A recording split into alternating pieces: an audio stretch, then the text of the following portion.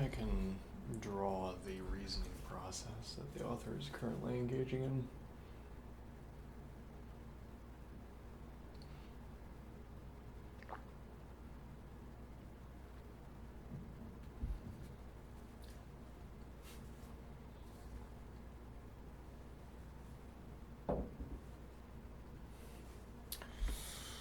Allspice and cardamom.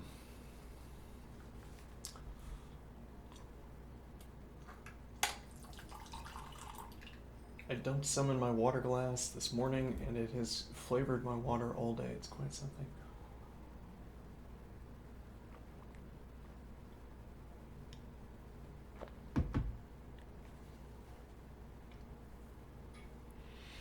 Okay, let's try to draw what the author is talking about in this theorem, and the author's proof for this theorem. Okay.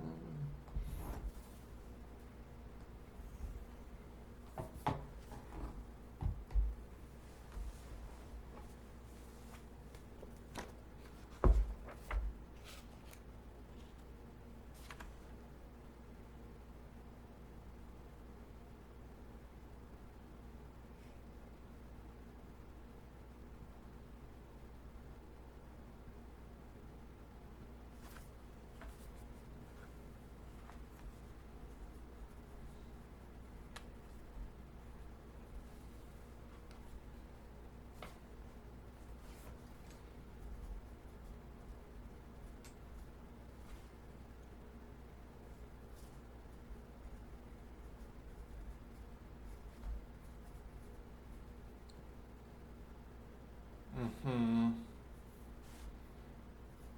And that immediately raises an interesting question.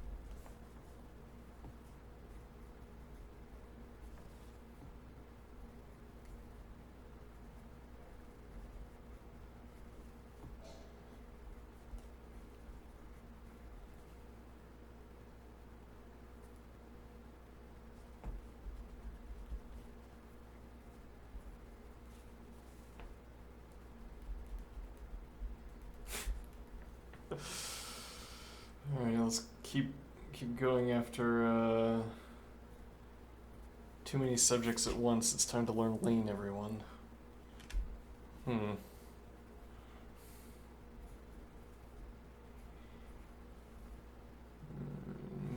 Might be past time to learn lean.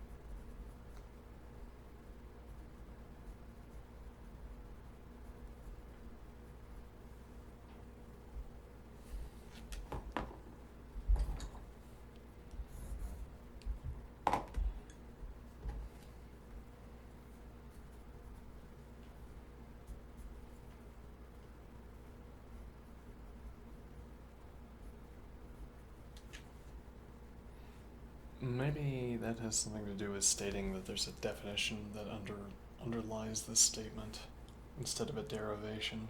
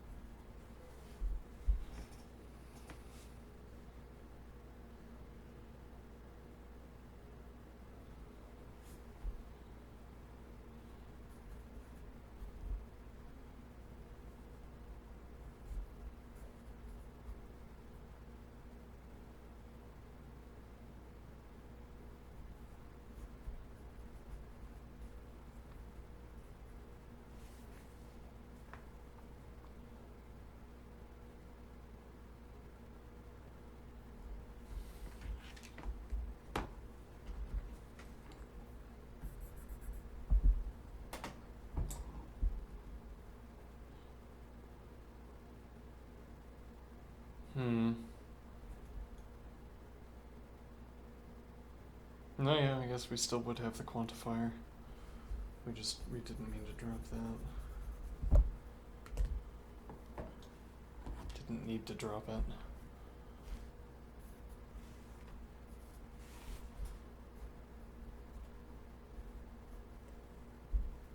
Okay, so now there exists an S such that, let's see,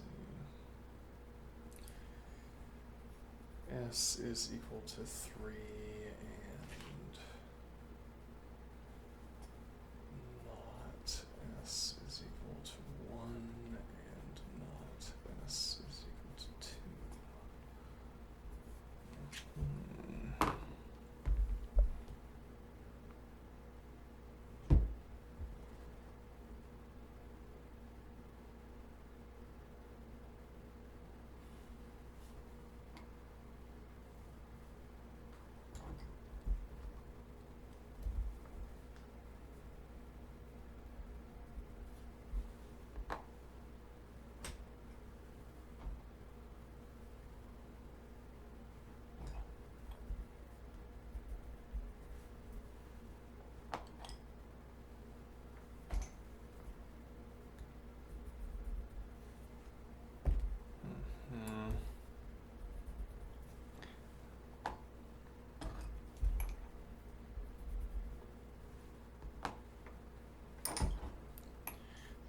Maybe a little bit too involved to double underline.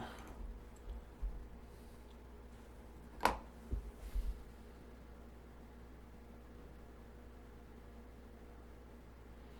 do you color this to explain the justification? How do you...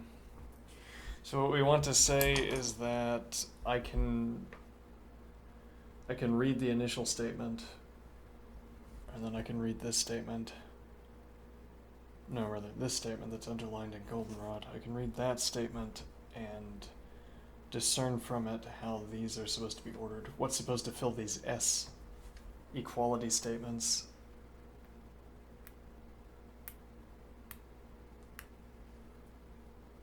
What do I mean? Well, I followed some rule in, well, choosing this expression, R is an element of the set containing these elements 1, 2, and not R is an element of the set containing these elements 2, 3.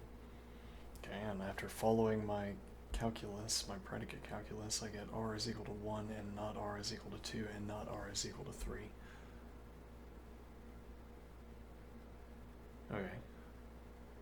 And now the point would be that there's some correct corresponding conclusion given that I use this expression instead.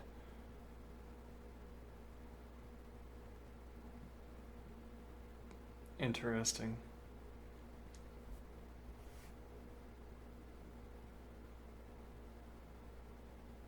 I think I want to highlight that point.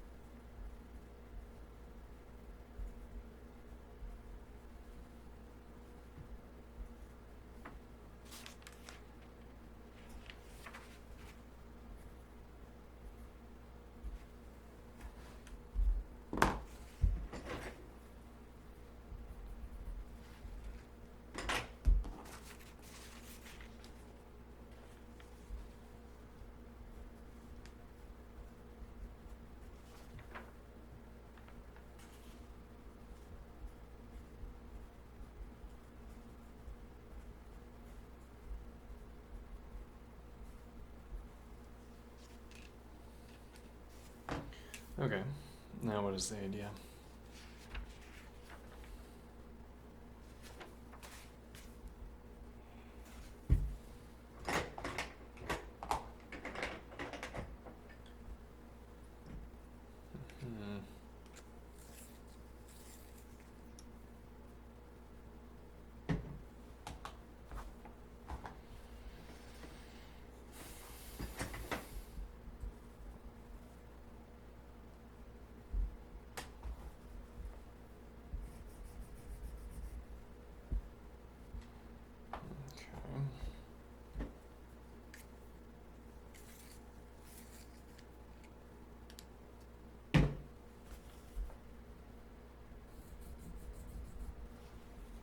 Hmm. Okay.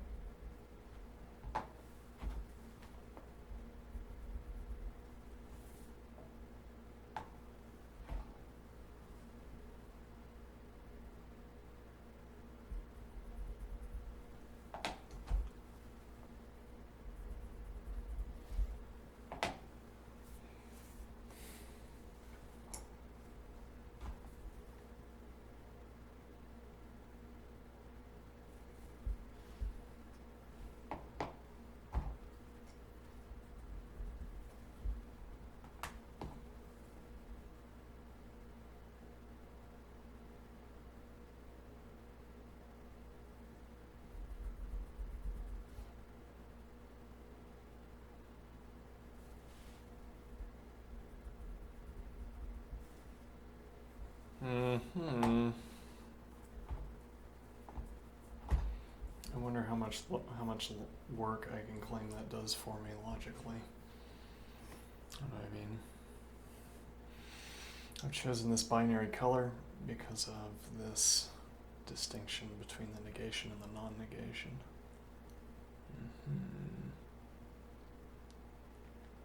Okay, now what is the point?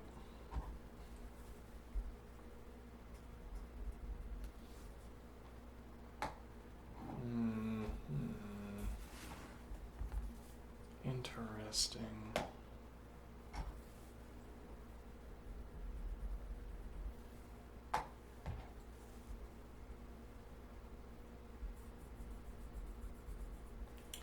Yes, but what is that one in the middle?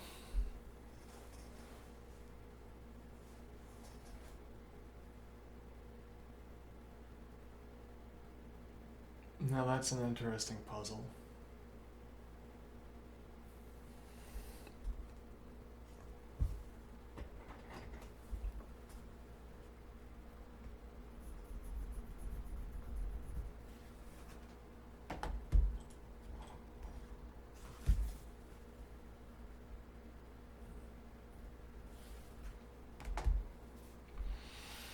What do I mean this is an interesting puzzle? One moment.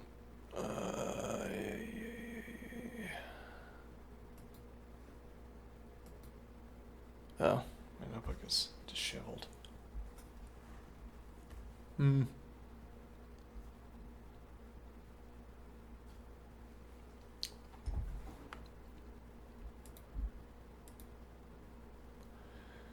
What am I doing?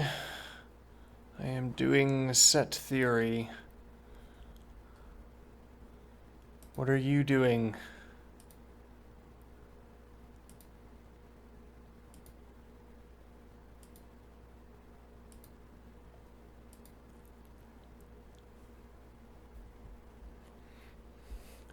Just a jaunt through set theory.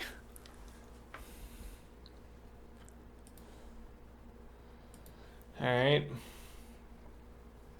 Now, so this one's peculiar. Because the numeral 2, just looking at what I'm doing, it's interesting. It'd be more interesting on the preceding page where I had more going on. But what I'm doing up here is some kind of puzzle that I've encountered. Okay, so we have there exists an R such that R is an element of the set containing its elements 1 and 2. And not R is an element of the set containing its elements 2 and 3. And now the point here is that this expression, not R is equal to 2, it's not clear where we get that expression from. Now, I suspect we get it from over here. But we could either get it from the negated expression R is an element of the set containing its elements 2 and 3, or we could get it from some kind of negation that falls out of R is an element of the set containing its elements 1, 2. Looks like a hard puzzle, kind of. It's like a puzzle book. Now, so if I say there exists an S, okay, and now I want to say such that S is an element of the set containing its elements 2, 3, and not S is an element of the set containing its elements 1, 2. Not sure you understand everything. Yeah, I don't understand much of what I drop a lot in this book. It's complicated. There exists an S such that S is an element of the set containing its elements 2 and 3, and not S is an element of the set containing its elements 1 and 2. Okay. So now what I want to do is here, same color as above. Well, actually, it's not quite the same color, but it was supposed to be. Alright, and now I note that I am justifying this by the absence of a negation in this position, in this string position, as it were. And now I have another string over here. Okay, and I justify my selection of this string by saying it has this negation. So, comparing these two to each other for why I would be selecting... looks fun. It is. It's engrossing anyway. So I'm making a point about my string selection. I'm making a point about... I'm not sure yet. Let's keep going. Alright, so I'm going to apply all the same colors now that I've sort of fixed my position here. I know that I have... Well, so now that I've decided that these should have the same color, it's like I'm saying they occupy the same position in these two strings. These two expressions occupy the same positions in the two strings. So I'm saying these are similar to each other instead of saying these are similar to each other. Now, I could have done something different here. Instead of underlining the negation in blue, I could have underlined this expression, R is an element of the set containing its elements 2 and 3. Alright, and then I could compare these two together and say they're similar because they both involve this expression, a variable being an element of this set. The difference between them is that they're negated. Can it only be a number between 1 and 5? Well, so the point that we're trying to get at here... Well, and so if we go back, we have A is equal to the set containing its elements 1, 2, and B is equal to the set containing its elements 2, 3. Okay, and now I have this expression, there exists an R such that R is an element of A and not R is an element of B. Alright, so now I take that expression and I sub in the finite sets here instead of the general expression. So R is an element of the set containing its elements 1 and 2, and not R is an element of the set containing its elements 2 and 3. Alright, then we perform some syntax. We end up with this expression. R is equal to 1, and not R is equal to 2, and R is equal to 3 is the end of our calculation. Okay, and now... my point is that, well, and so this was one expression of 2. So there exists an S such that not S is an element of A and S is an element of B. Okay, and now I'm observing that I don't have to perform this calculation twice, because if I arrange the second of these two expressions, it requires me to perform the same calculation. And my way of proving that is by talking about string positions in my set expression. So I'm saying with these color sequences, I'm asserting that I have arranged the strings in the same way, and consequently they have the same positions that I can reference. Okay, so to finish referencing them, I would underline 1 and 2 here. Alright. And now the tricky puzzle that we arrived at earlier was that this statement, r is equal to 2, comes from one of these two positions in the original expression. One of these two references to r being an element of a set containing 2. So this 2, well, this 1 is clearly red because there's only 1 and red. And this 3 is clearly green because there's only 1 green and 3. But we don't know what this 2 is coming from. We don't know if the 2 syntactically came from this expression or if it came from this expression. And to highlight the significance of that observation,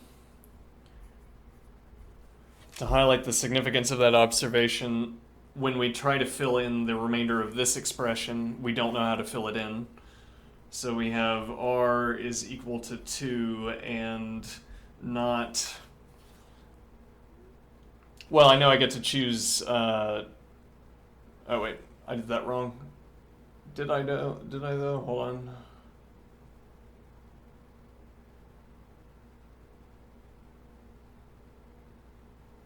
Wait a minute. No, I think I mixed this up. Thought it was a 5 and not a 3. I see. Oh, like here? I think I mixed these two up. Ah, I see. Yes, I did mix these up. Interesting. Okay, now we have to perform a correction or make an observation here. So when I have r is an element of the set containing its elements 1 and 2, and not r is an element of the set containing its elements 2 and 3,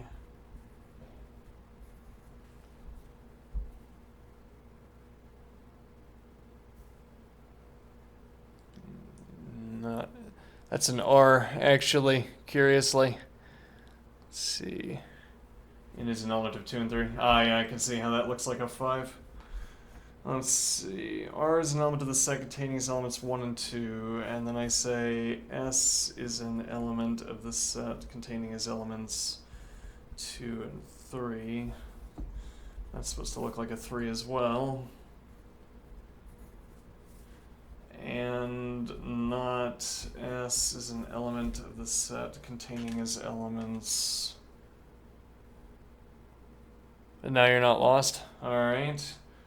Let's see. S is an element of the set containing its elements 1 and 2.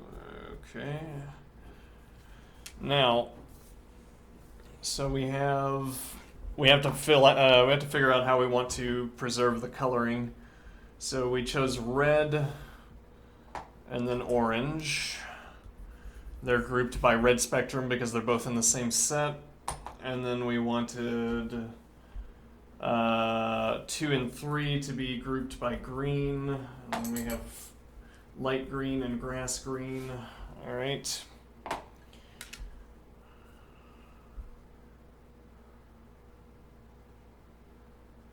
And now, what is the idea? So initially, what I did up here was I said it goes like here. So if I had to run I don't know if you're a coder, so I can use coding terminology.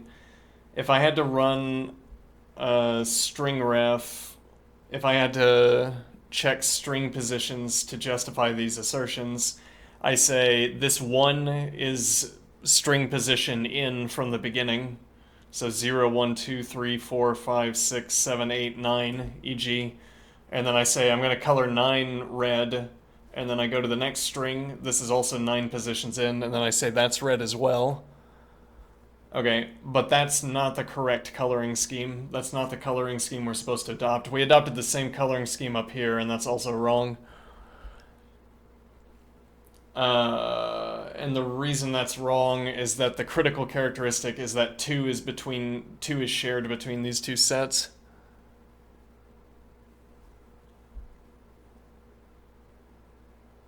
Okay, which means that this should be orange. And this 2 should be orange, and this 2 should be light green.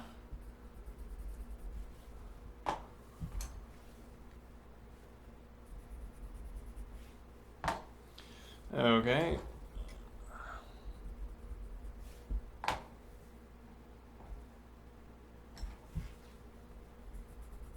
And that should be grass green. Alright. Interesting. So now if I want to preserve the color ordering, what I actually have to do is adjust the string and say S is an element of the set containing as elements 3 and 2. And not S is an element of the set containing as elements 2 and 1. Now sets don't have orderings, but the string that contains my description of the set does have an ordering. And that's what I'm trying to maintain.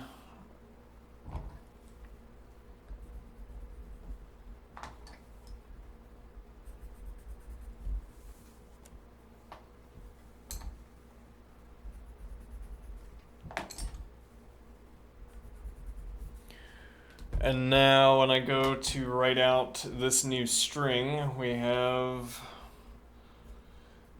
there exists an S such that S is an element of the set containing as elements 3 and 2.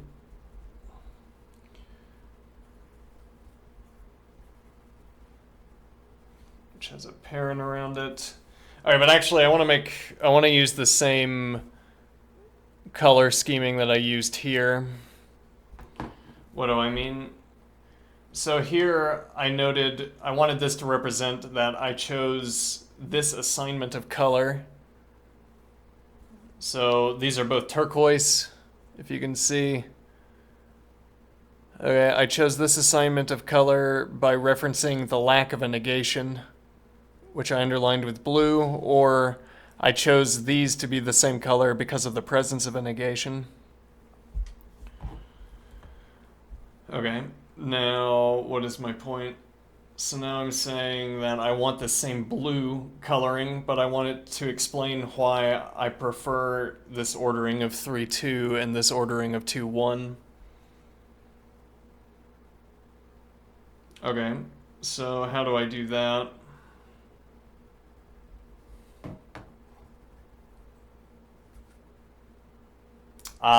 Interesting. Okay. That wouldn't be blue, but yeah, we could do here and here. And then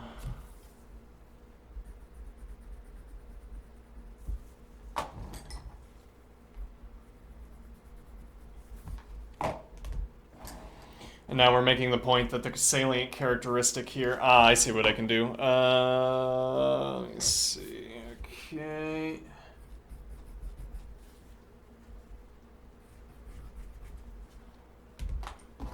So the salient characteristic here is the equality between the two 2's and the inequality between the 3 and the 1. And that inequality is salient here because of the mechanics. What do I mean? When we come back here, we were engaging in a sequence of mechanical operations. Okay. We had to calculate through. We performed some predicate calculus to get to the endpoint, and so it is my observation here.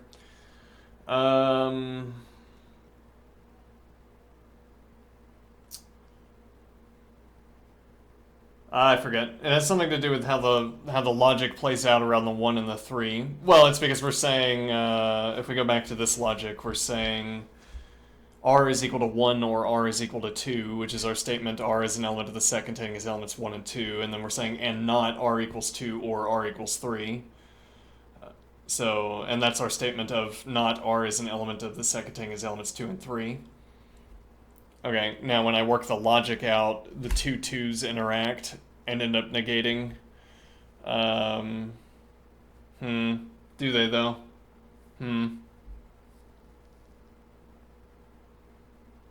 Well, they end up negating over here. And actually, this tells us practically, this is also how we could resolve the, my microphone's kind of redding out. Hold on. This is also an avenue we have for, let me see here. Right, so we could track the negation through and discern whether, let me think here. We could track this negation on the not r equals 2 through the calculation and directly discern which of the two. Yeah, though, I mean, there's a philosophical question, and maybe even a relevant question, I don't know, but there's certainly a philosophical question here, that if I have,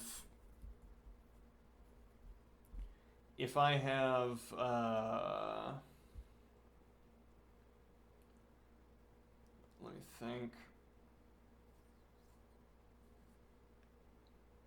Right, what is the connection between one of these two expressions and the next? What is the connection between this statement of r equals 2 and this statement of r equals 2? And one convenient explanation of this is saying that I get this r equals 2 from this term. I get this r equals 2 from this term. Okay. But that's explaining how I followed rules in writing down the predicate calculus. That's explaining that I wrote this out because this says r is an element of the set containing its elements 1 and 2. There's a sequence of my interactions with this expression where I first say r1, r equals 1, r2, r equals 2. Okay, so in that sense, I get this r equals 2 from this expression. A similar observation would be that if instead of this conjunct you only had the negation, I wouldn't have this unnegated r equals 2. Okay. Though then if you take the next step and ignore that top line, the question becomes more complicated. Okay. By which I mean to observe that... Let me see here. Well, how do I know where I got these two equal signs, or these two r equal 2 statements from? Or... Well, but so the point here is that these string observations are about how calculations turn out. This is an observation about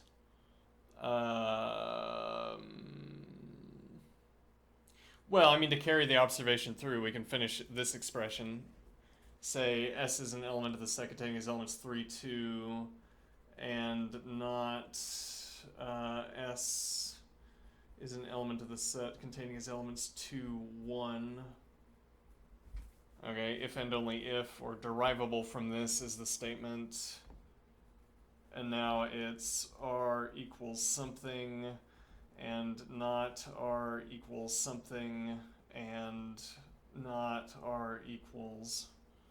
Okay, and now what is it? Well, so if we use our coloring scheme that we've built up here,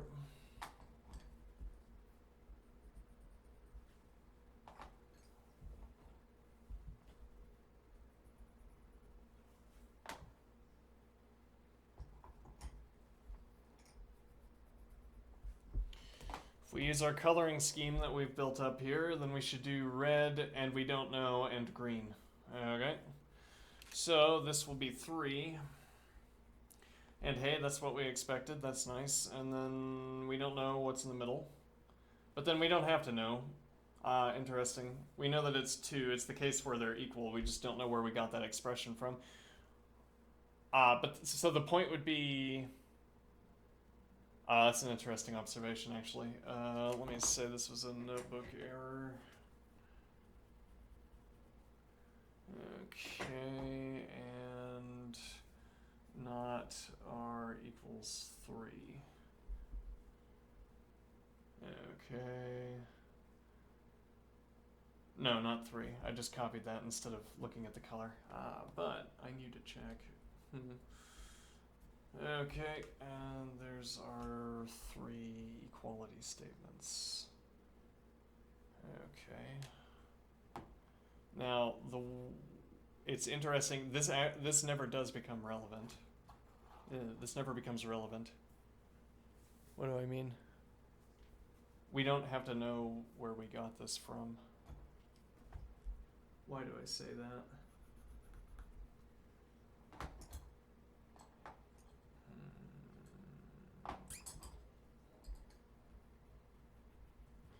Because this is telling me what r is not equal to. What I'm interested in out of this supposing, which I think is a reasonable supposition, supposing we're interested in knowing what r is equal to, then we can shed the 2 positions. We can shed these 2 positions. We don't need these and expressions. They're true, but we don't need them. We only need the first of these and expressions. So if we had a stream, if we had a stream data structure, primitive data object, we could get the 1 in front and then the remaining 2 are irrelevant. Or if we had a constructive process that was naturally going to construct all 3 of these, then we could just stop it when we get the one that's not equal to. Interesting. Okay.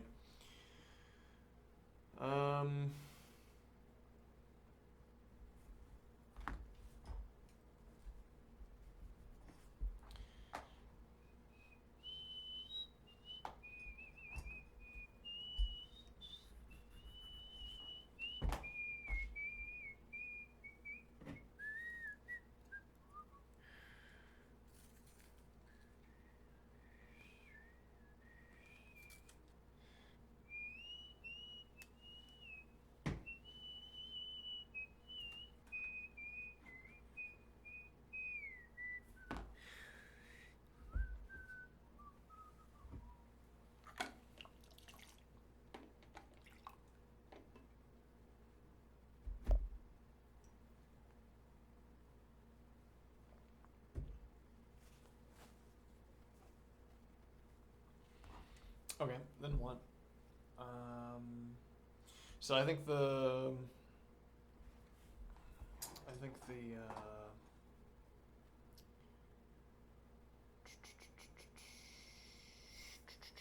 so we have RS, I'm going to say C. C is equal to the set containing as elements 4, 5. Okay, and now the observation we're going to make is that T, there exists a T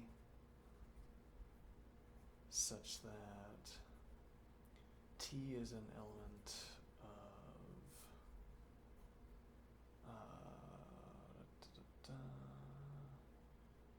T is an element of, we'll just say 1, 2, the set containing 1, 2,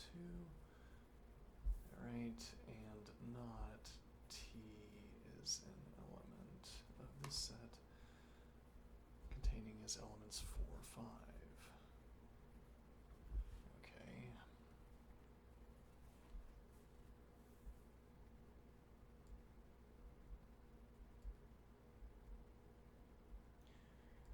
And now what is the point?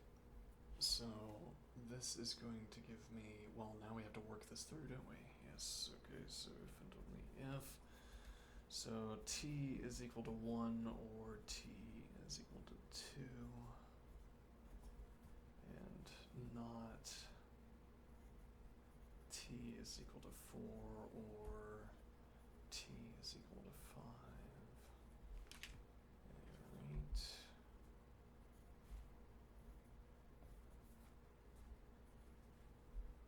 Then what if and only if?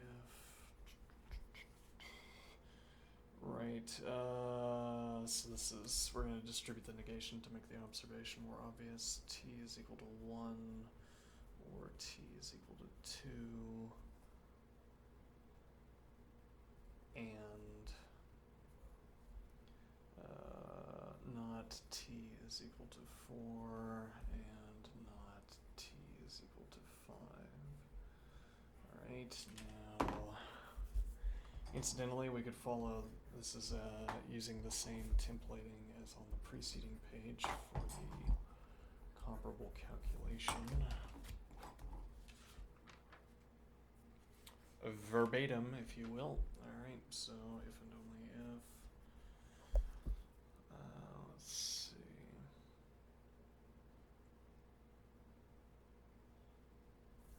So t is equal to 1 and not t is equal to 4 and not t is equal to 5. Okay. Or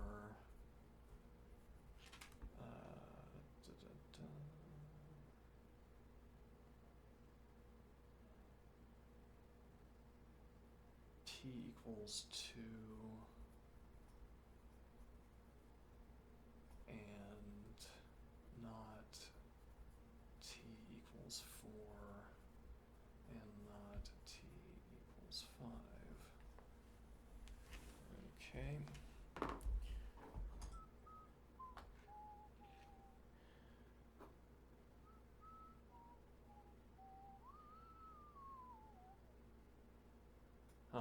Now this doesn't negate. Yeah, we don't get a negation out of this one.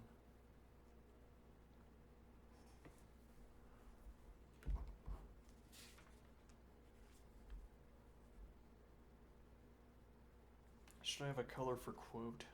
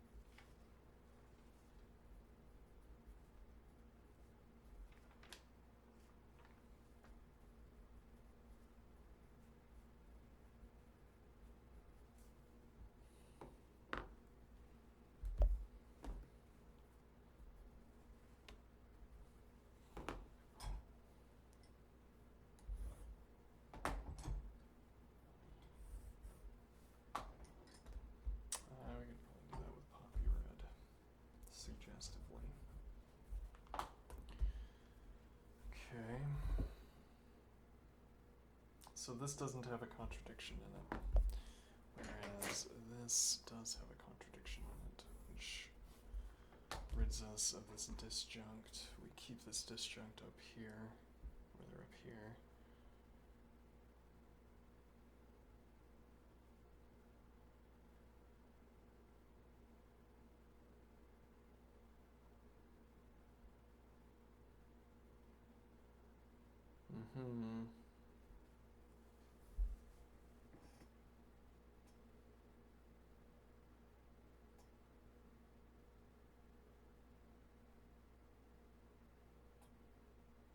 Yeah, and if you don't get that elimination, though that elimination is illustrative.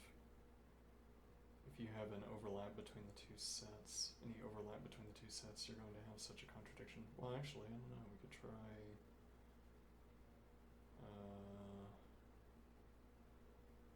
we could try 3 elements with 2 overlaps. I like the meta observation here that about string positions for set expressions. Like putting set expressions into the strings and then manipulating the strings. Interesting.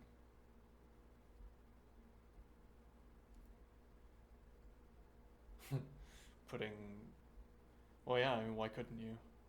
You have a string that you build up, and inside the string is a Lisp program.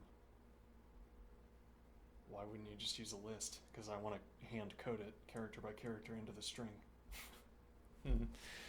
All right. Let's see.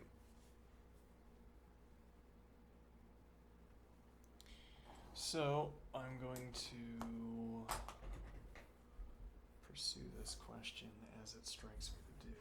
And as it strikes me to do is to say A is equal to the set containing its elements 1, 2, 3. B is equal to the set containing its elements 2, 3, 4. We could do 2, 3, 4, 5 and do 0, 1, 2, 3.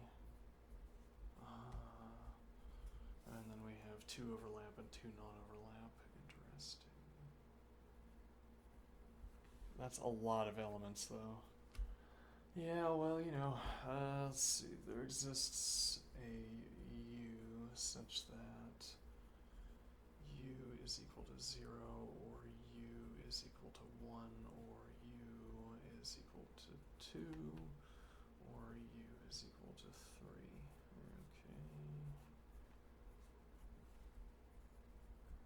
And not U is equal to 2, or U is equal to 3, or U is equal to 4, or U is equal to 5. Okay. Barely fit. Some of it's a little bit messy. Yeah, U is not a good letter for math. Looks too much like a 4, not for my handwriting anyway. Alright, so what are we doing here?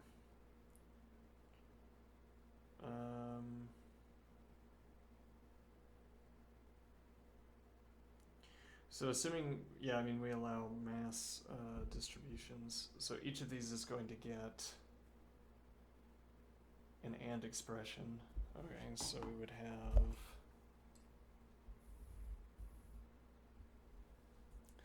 alright, and then I will do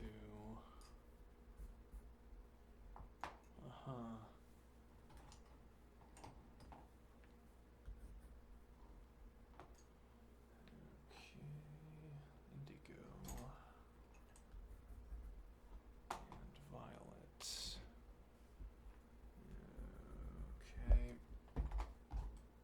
Now what is the point? So this negation sequence will notably, I should write out what it is after we distribute, but I don't want to give it its own line, so I'll just do here.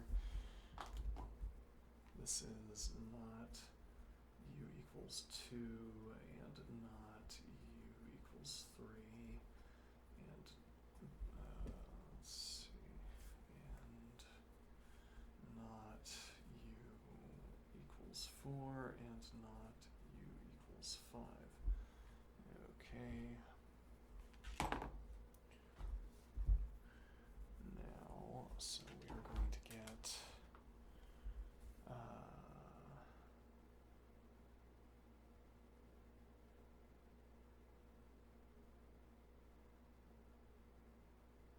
yes, so we will get light blue and light cerulean, true blue. Okay.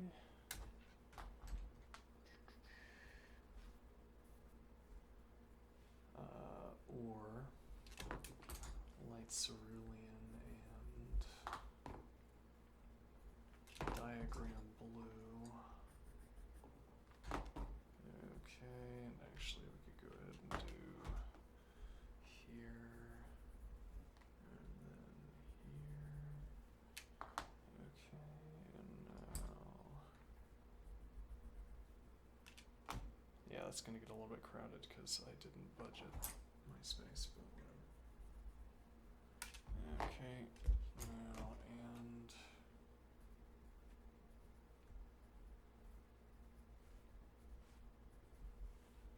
alright, and now what is the point here? Well, so this collection of AND expressions ANDed onto each of these is going to produce a contradiction as anticipated. And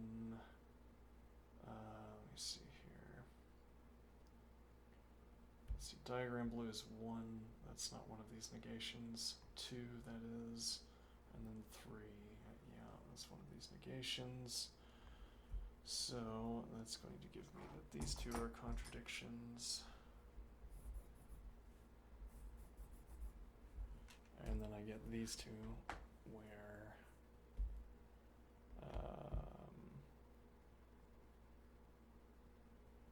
they're not elements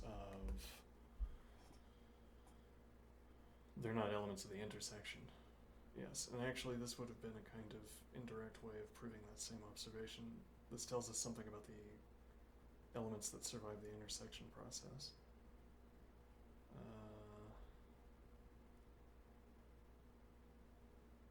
Well, no, actually, this would be the subtraction process, A minus B. Right. Okay. Huh. Now, why did we start looking at?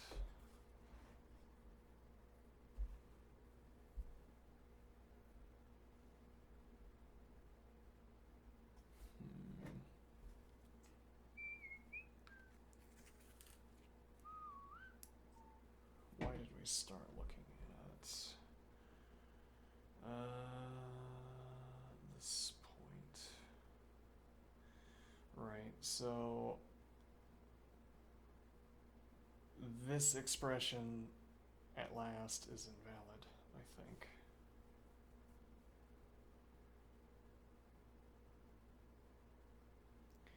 This would require and. So the point is that we can go forward and we can say 1 is an element of A and not 1 is an element of B. In this case, specifically, A is equal to the set containing its elements 1, 2, and B is equal to the set containing its elements 2 and 3.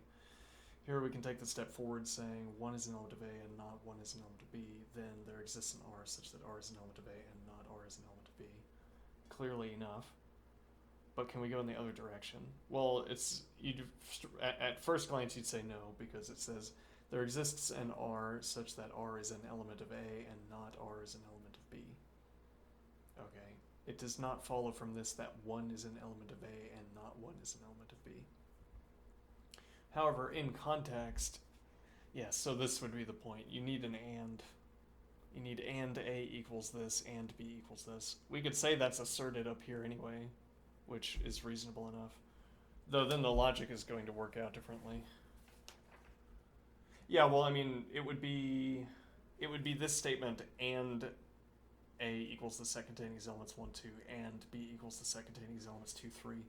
That would technically allow the transformation of these two expressions. R is an element of A and not R is an element of B.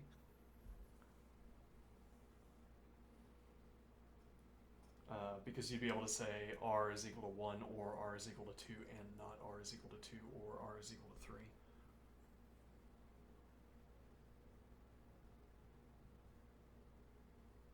Whereas you don't need that. Well, but you smuggle in this other information. It's not clear what we should think about that, but it's, yes, you would need, let's see, and A is equal to the set containing its elements, 1 and 2, and B is equal to the set containing its elements 2 and 3. Now I'm going to pull a little bit of a switcheroo here, and I'm going to comment color that with Spanish orange.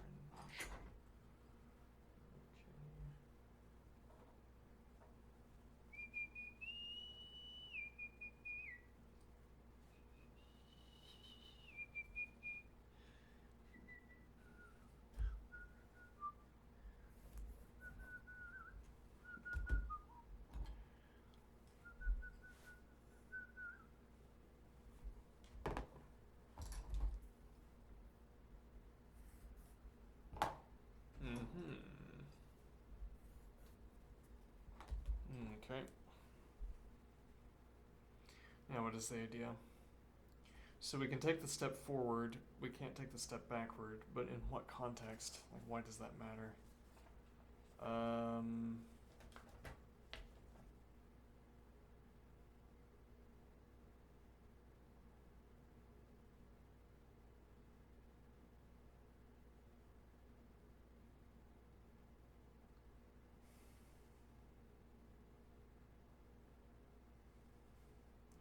So the author wants us to suppose that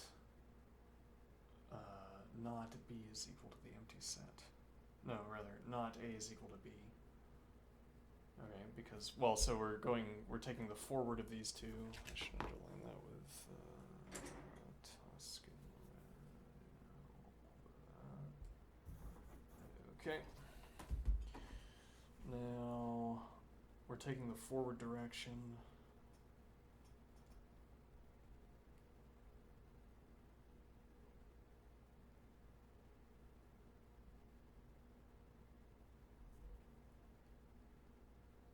Okay, and we're taking the forward direction, we're saying... Well, so, we're arguing from necessity... No, actually, currently we're arguing from sufficiency. Hold on. I'm still not so clear on what that means. Let's see.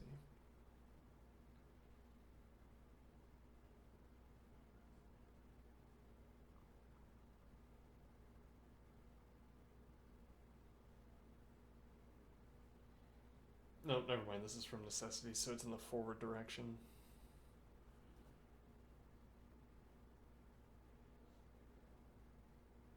Okay, so...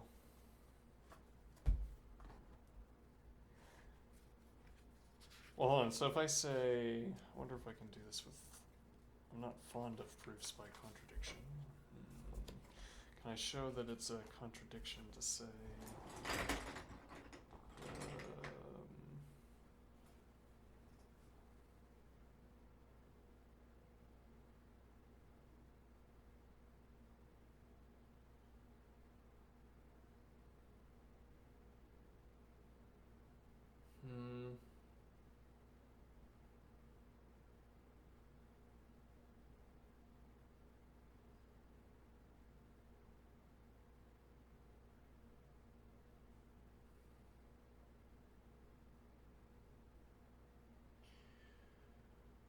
So actually, without having seen this, the author does the same thing here. X is an element of A and not X is an element of B, or not X is an element of A and X is an element of B. For definiteness, let us assume the first alternative holds and let Y be an element of B. There are such elements since B is not equal to the empty set. Then by theorem 97, the ordered pair XY is an element of A by B, and from the hypothesis on. So theorem 97 specifically says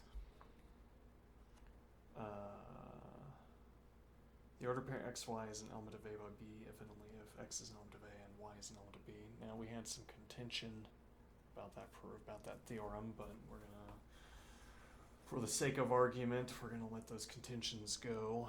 Okay, so what are we saying here? So we know that we have an X that is an element of A, and that X is not an element of B, because we're assuming the first of these two cases. Okay. And then...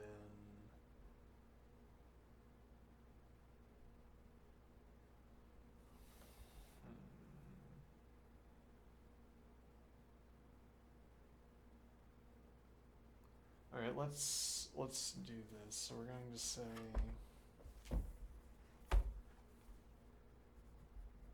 A by B is equal to B by A. Cartesian product of A by B is equal to the Cartesian product of B by A. If and only if it is derivable from this expression that A is equal to the empty set, or B is equal to the empty set, or A equals B. Alright, and this gets the rare usage of light vermilion. This is going to be... Oh, so hold on, rather. This is going to be a proof by contradiction. We're arguing in the forward direction.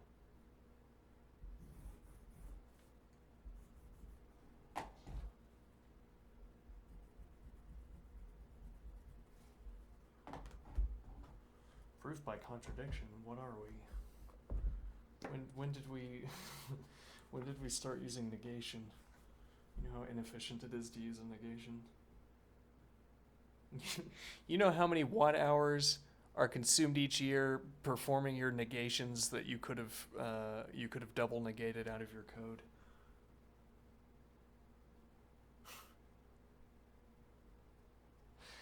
Proof by contradiction. Okay, let's see.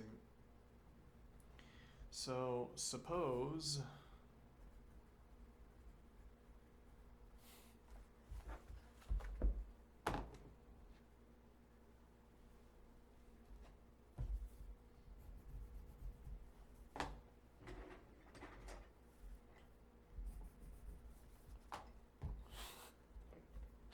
we're gonna put those light vermilion guardrails around everything.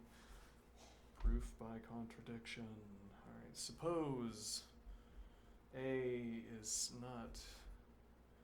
not A is equal to the empty set, and not B is equal to the empty set, and not A is equal to B. Okay.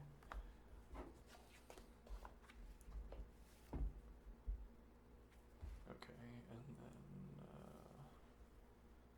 put over here and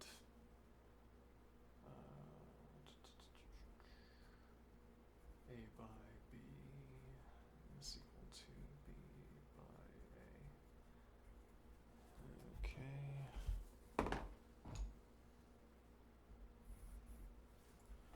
From the hypothesis. All right, now what?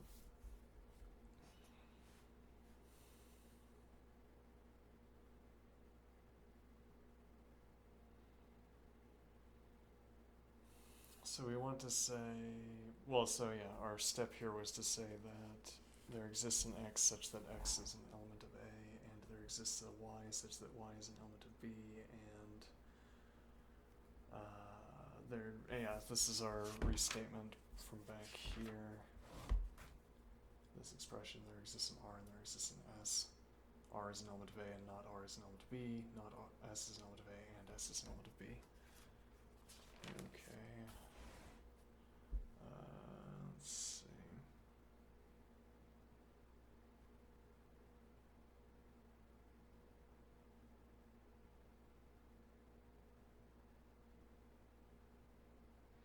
Now what do we want to do with that?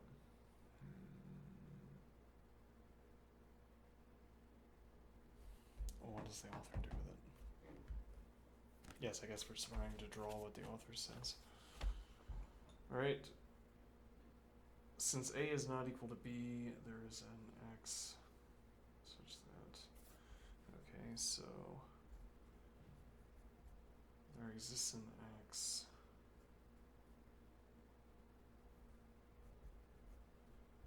such that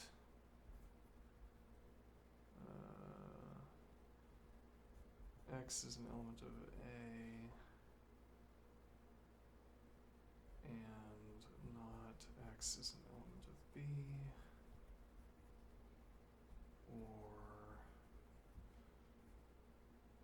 X is an element of B and not X is an element of A. Alright, is that the correct bracketing? When we say, isn't that the correct bracketing? Maybe more importantly, could there ever be a conclusion that hinges on what the correct bracketing is here? Does this ever make a difference in any conclusion that I reach? I mean, so you'd want logic to work like arithmetic, where you know you plugged the numbers in correctly, and you know you performed the calculation correctly. So, well, so you have. It's like if a teacher could tell you, yes, you performed the calculation correctly. Okay, and also, hold on, let me think here.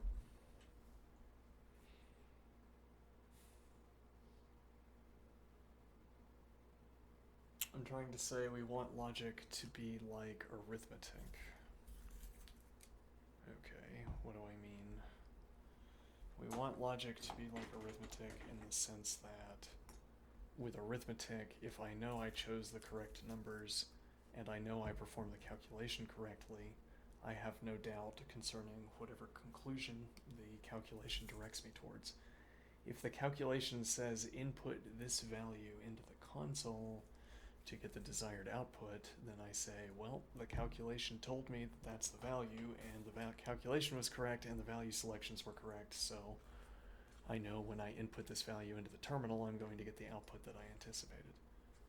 Okay. Maybe more importantly, if something strange happened in the course of your calculation, like if you reach the end of the calculation and you say, huh, that's strange, I wouldn't have expected that, and yet, because it's arithmetic and it's always right, the conclusion must be compelling. If the conclusion says X, then X. Okay. Now, the question is, do I have that with logic? And specifically, do I have that with the predicate calculus? And what do I mean by that? Well, suppose an existential question, a theorem question, a proof question hinged on this quantifier. Okay? Is this quantifier supposed to be saying there exists an X such that X is an element of A and not X is an element of B? Rather, would this be better stated as there exists an X such that X is an element of A and not X is an element of B? Or there exists a Y such that Y is an element of B and not Y is an element of A. Alright, I will note that this is about the quantifiers again. Yeah, well, we have to figure out what they mean because much of the time I don't really know.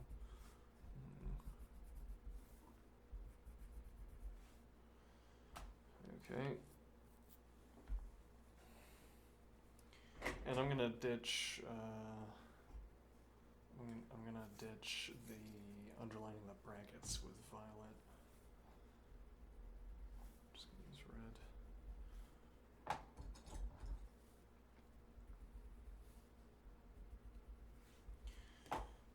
Orange. Makes sense to me.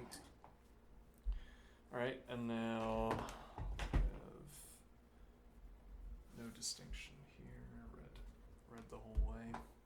Alright, now, so mechanically, are these the same? And I would say no. I mean that I can come up with a semantic distinction between these two.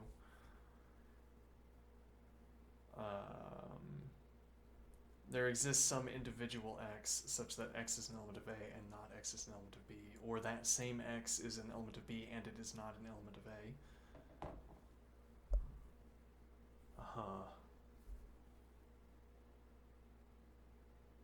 And then in this case, we're saying there is some X such that X is an element of A and not X is an element of B, or there's some Y where Y is an element of B and not Y is an element of A. But what is this distinction?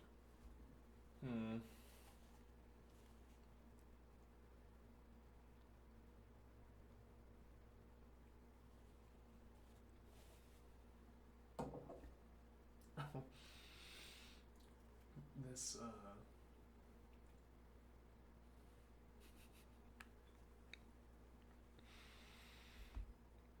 this mixture, this beverage that I've made is outstanding. It's quite good. These spices are doing all that, most of the heavy lifting, but I'm gonna step away for a moment. I'll be right back.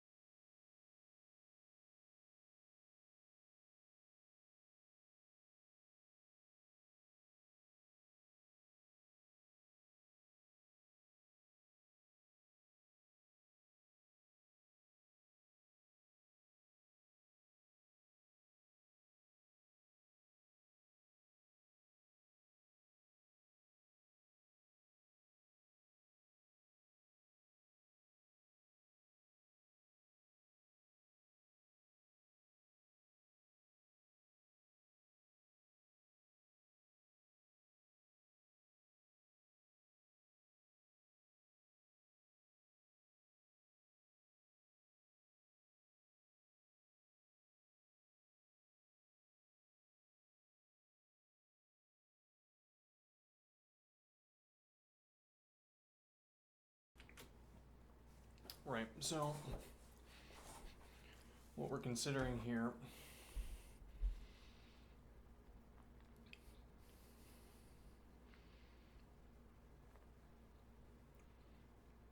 we're wondering effectively, do I trust my ability to read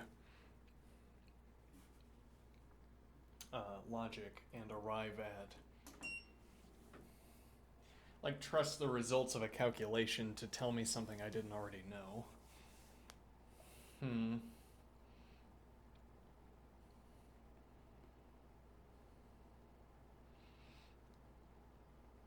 And I would say no, because anything that relied on these quantifiers, for instance, I would not trust. If I had to look carefully at where the quantifiers were located, I wouldn't really trust that. Hmm.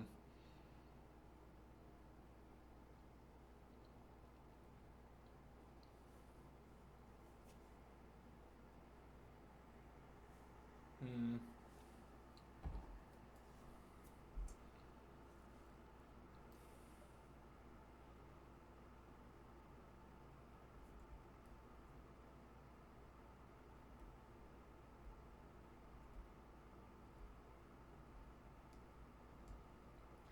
When I say there exists an X such that X is an element of A and not X is an element of B.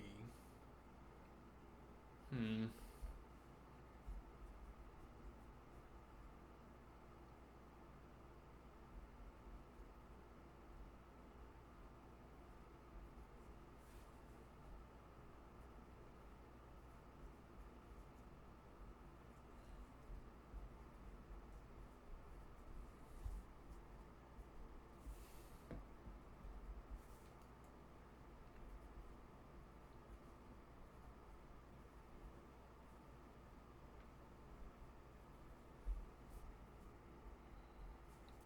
Mm-hmm.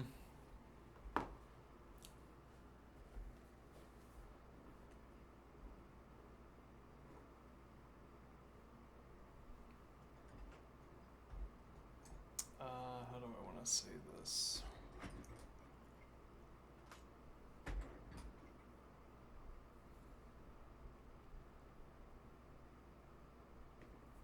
Hmm.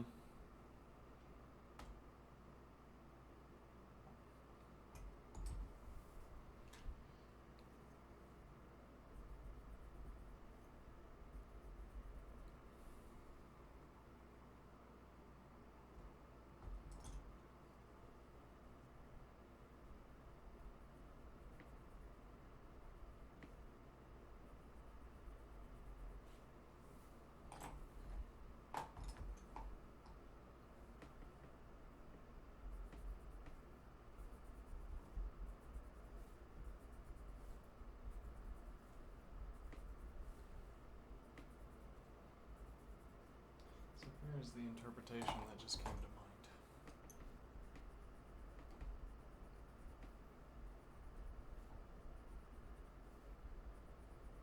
All these numbers. All the numbers in the world. Okay. And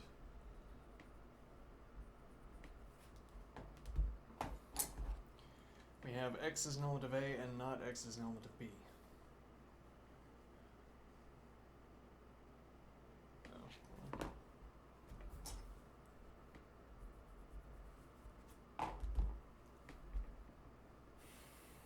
Mm-hmm.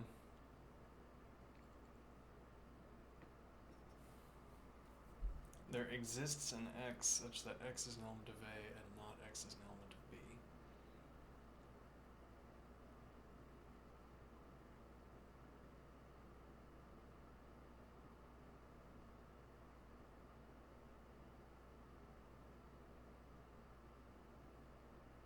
Mm-hmm.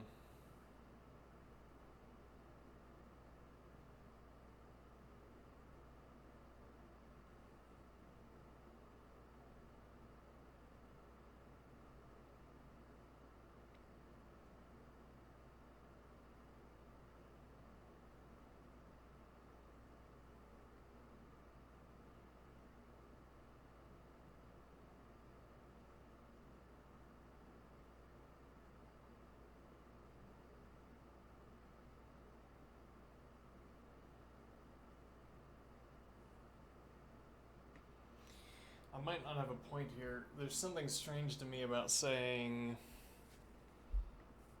this picks out a number.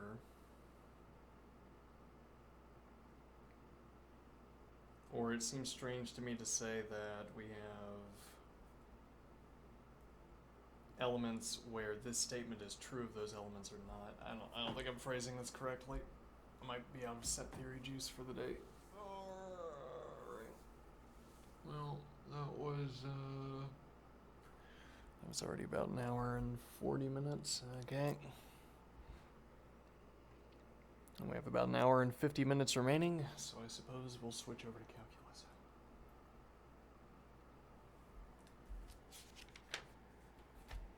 All right.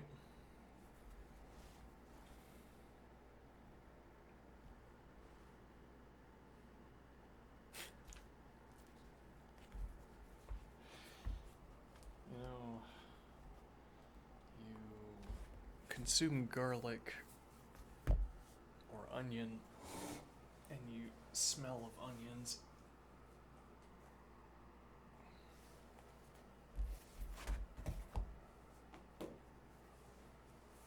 Why can't the same be true for pleasant spices? If I started sweating allspice, I would be well pleased with this development.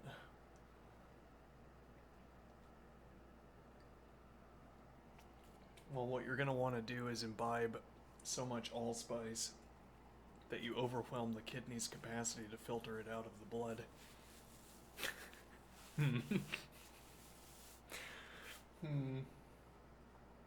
Interesting.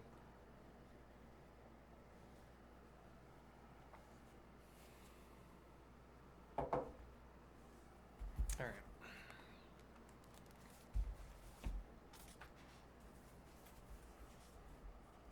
Calculus. What about it? Calculus stands between us and glory.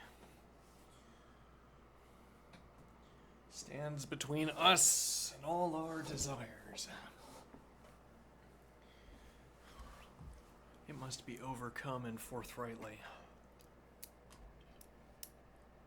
Okay. Let me.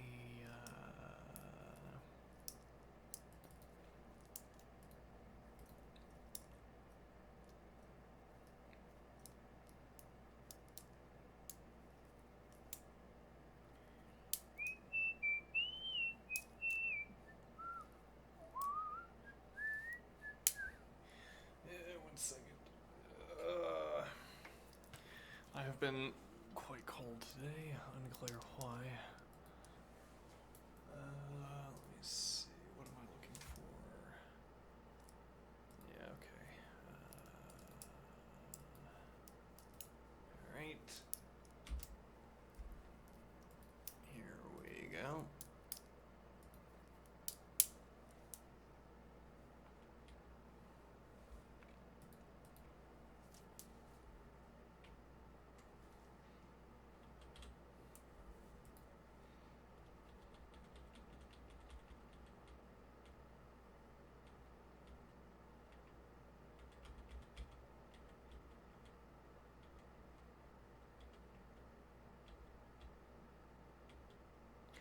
Hyperbolic functions. Okay. What about them? The hyperbolic functions are defined in terms of certain combinations of e to the x and e to the negative x.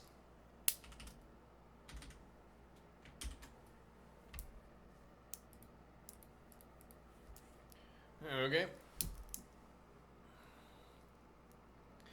These functions arise naturally in various engineering and physics applications, including the study of water waves and vibrations of elastic membranes. Oh, you know, we should be doing Fourier analysis at some point. Vibrations of elastic membranes. Another common use for a hyperbolic function is the representation of a hanging chain or cable, also known as a catenary. If we introduce a coordinate system so that the low point of the chain lies along the x-axis, we can describe the height of the chain in terms of a hyperbolic function. First, though, we define hyperbolic functions. Nice picture.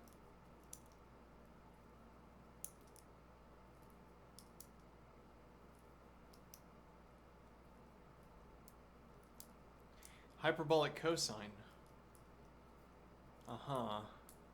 Cosh x equals e to the x plus e to the negative x divided by 2. Hyperbolic sine. Sin of x e to the x minus e to the negative x divided by 2. Never encountered these before.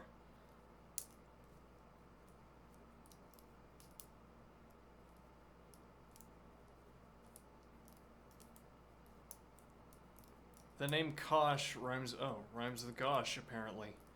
Whereas the name Cinch is pronounced cinch. Sure. Tanch, seach, coseach, cotanch, respectively. If you say so. Using the definition of Cosh and principles of physics, it can be shown that the height of a hanging chain, such as the one in figure 1.49,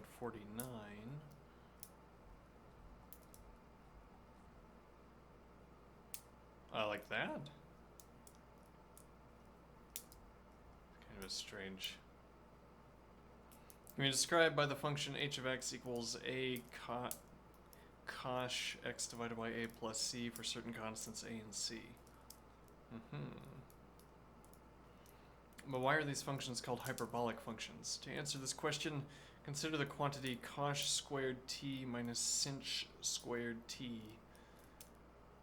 Using the definition of cosh and sinh, we see that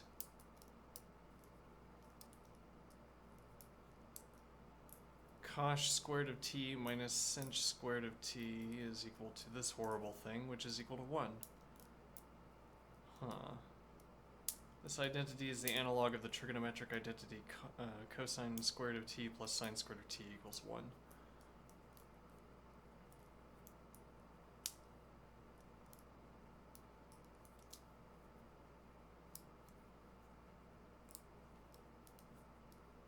You get a cancellation between e to the 2t, e to the 2t, e to the negative 2t, e to the negative 2t. Then you have 2 divided by 4 minus negative 2 divided by 4, which gives you 1. Okay. Here given a point here given a value t, the point xy equals cosh t sinh t. Okay, lies on the unit hyperbola x squared minus y squared equals 1.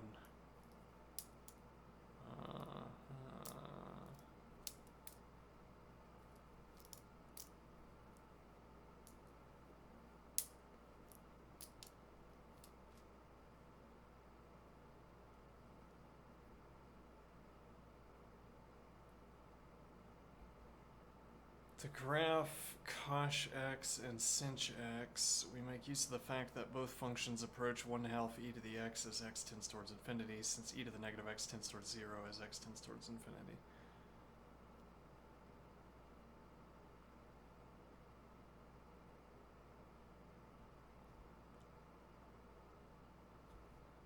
Alright, so as t tends towards infinity, this additional term tends towards 0. And then we have infinity plus 2, infinity minus 2. Okay. And this is giving us a general characteristic of the graph. So we can graph both of these by making use of this fact that both functions approach 1/2 e to the x.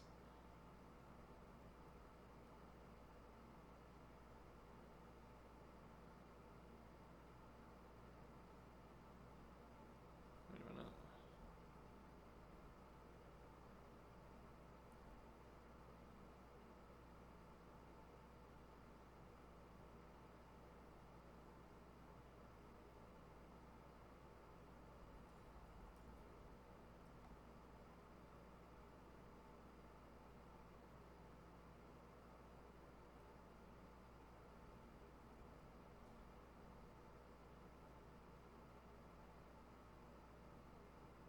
That doesn't make any sense. Hold on.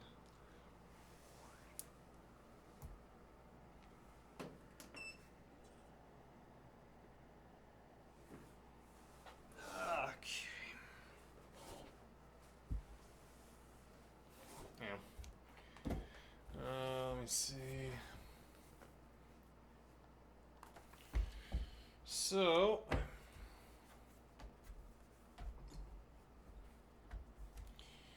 we're saying cosh of x is equal to, one moment.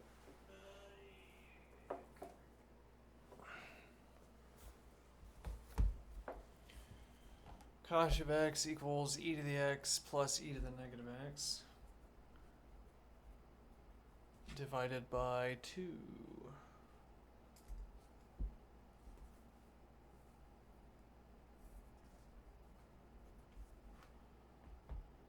Okay.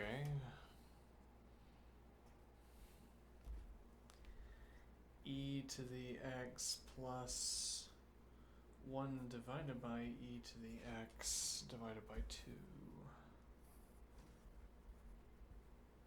Okay.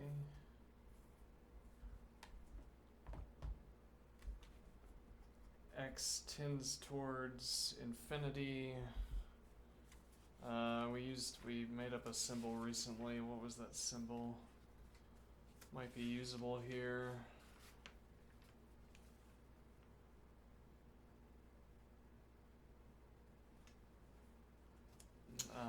Did we not make up a symbol recently? Pretty sure we did.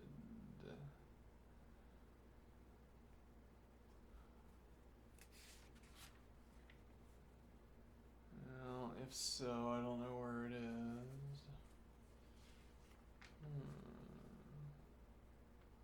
There's an arrow with a circle around it. Now, I wasn't so pleased with that symbol either, but...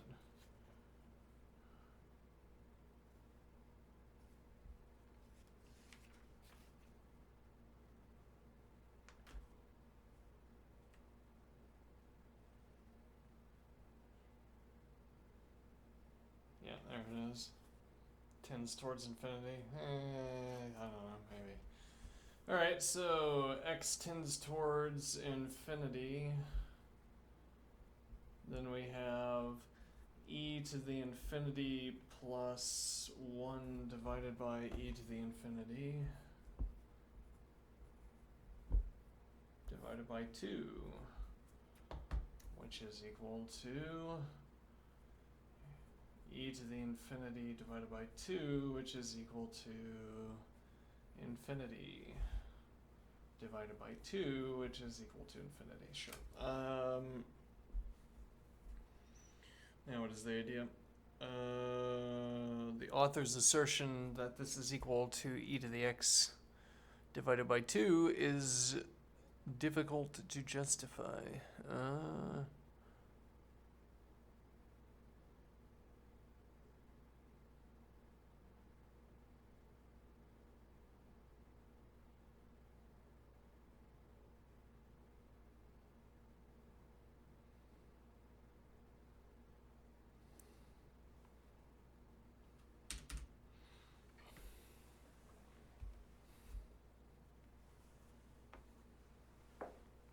Maybe this is not quite making the point that I'm thinking.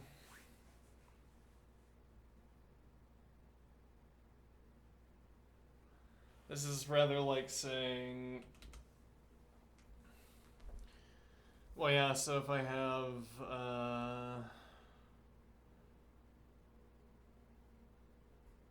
x and e to the x plus 1 divided by e to the x, and then I have x and I have e to the x.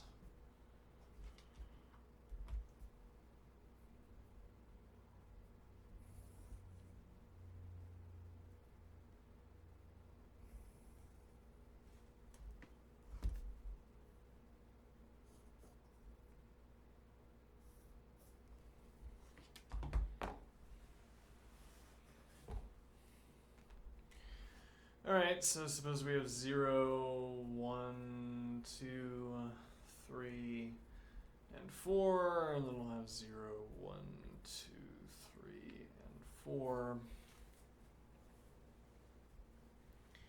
Alright, this is where we could use racket, but whatever. If we're not going to practice it, then we're not going to be able to use it, but that's okay.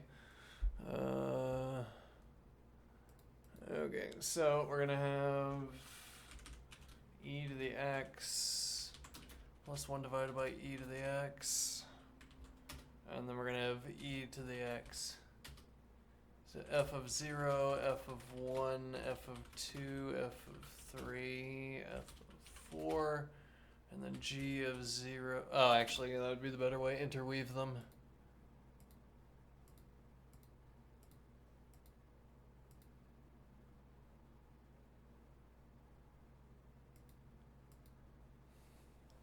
F of 1, g of... Oh, even further back.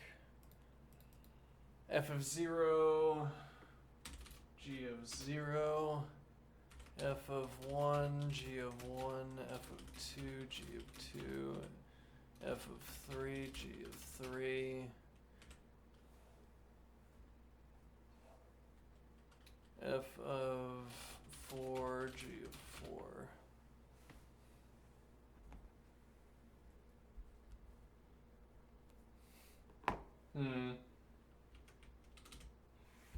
And those values are getting closer together. Okay, I can't prove that, but... Alright, so...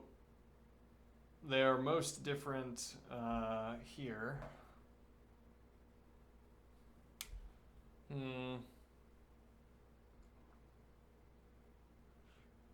Yeah, I want to represent this typographically. Not type of color-wise.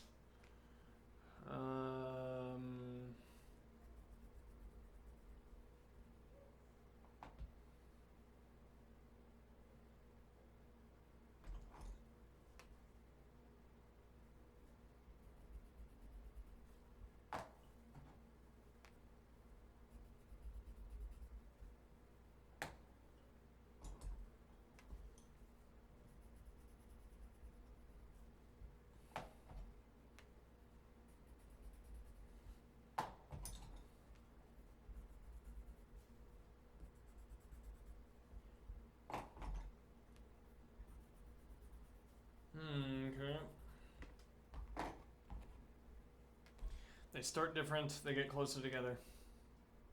It's an illustration. Okay.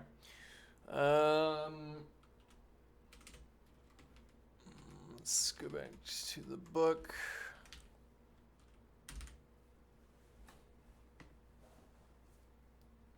Oh, so this is what's justifying the assertion that x tends towards infinity.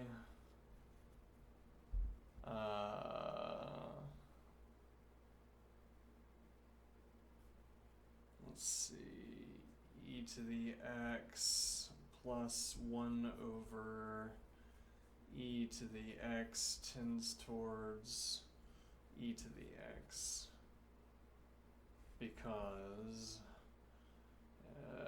1 over e to the x tends towards 0, so that we're saying e to the x plus 0. Okay.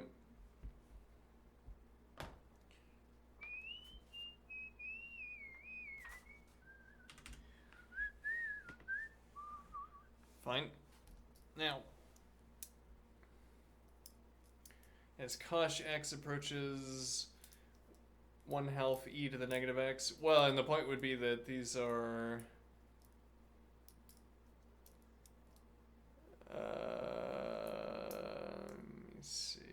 Well, yeah, it goes, the value of the function tends towards infinity, but while it gets to infinity, it becomes closer and closer to 1/2 e to the x.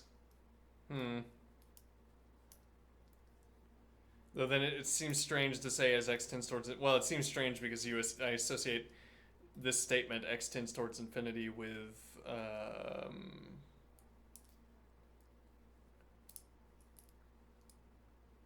let's see, x tends towards infinity with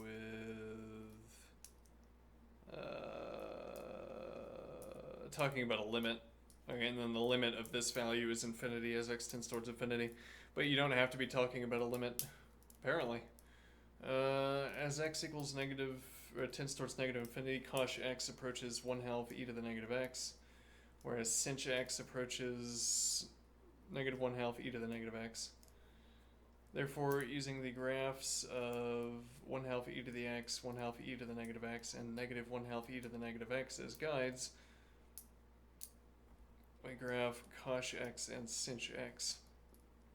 Alright, I don't know what these actually look like, so I guess we'll ask, can you do sinh x? Apparently. Okay.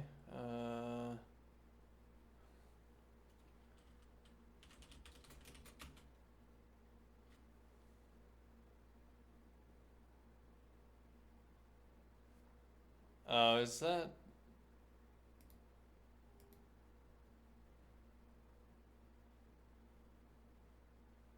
No, I don't think so.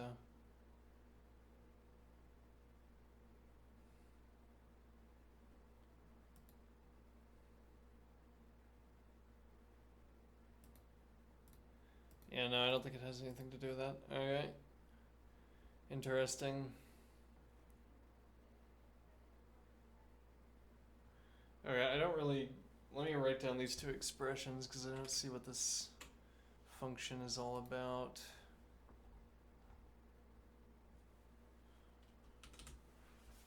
Okay.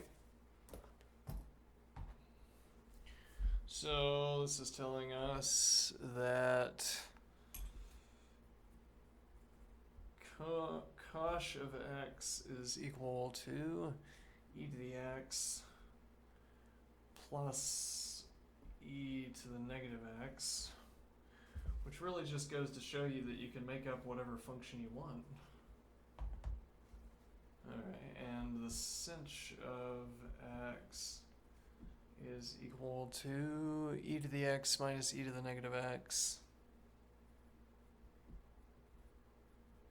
divided by 2. Okay.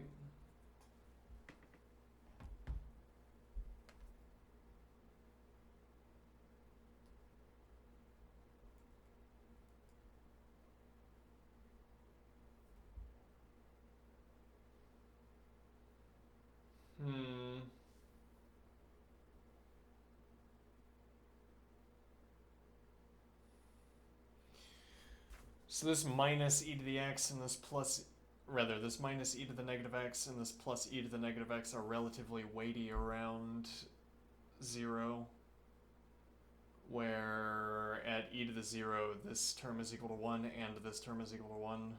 Rather, at x equals 0 both of these terms are equal to 1. So we get 0 here and positive 1/2 over here. Well, 1 rather. Yeah. 0 and 1. Okay. Now, one tendency here that a pull that I feel in my own head is to try to ask, what are these functions supposed to be describing? Which, if people have taken the time to give a special funny name to a function, odds are there is something that it describes, or there's some either physical or purely mathematical phenomenon that the function describes. So I am thinking, why else would you give it a funny name? What is my point?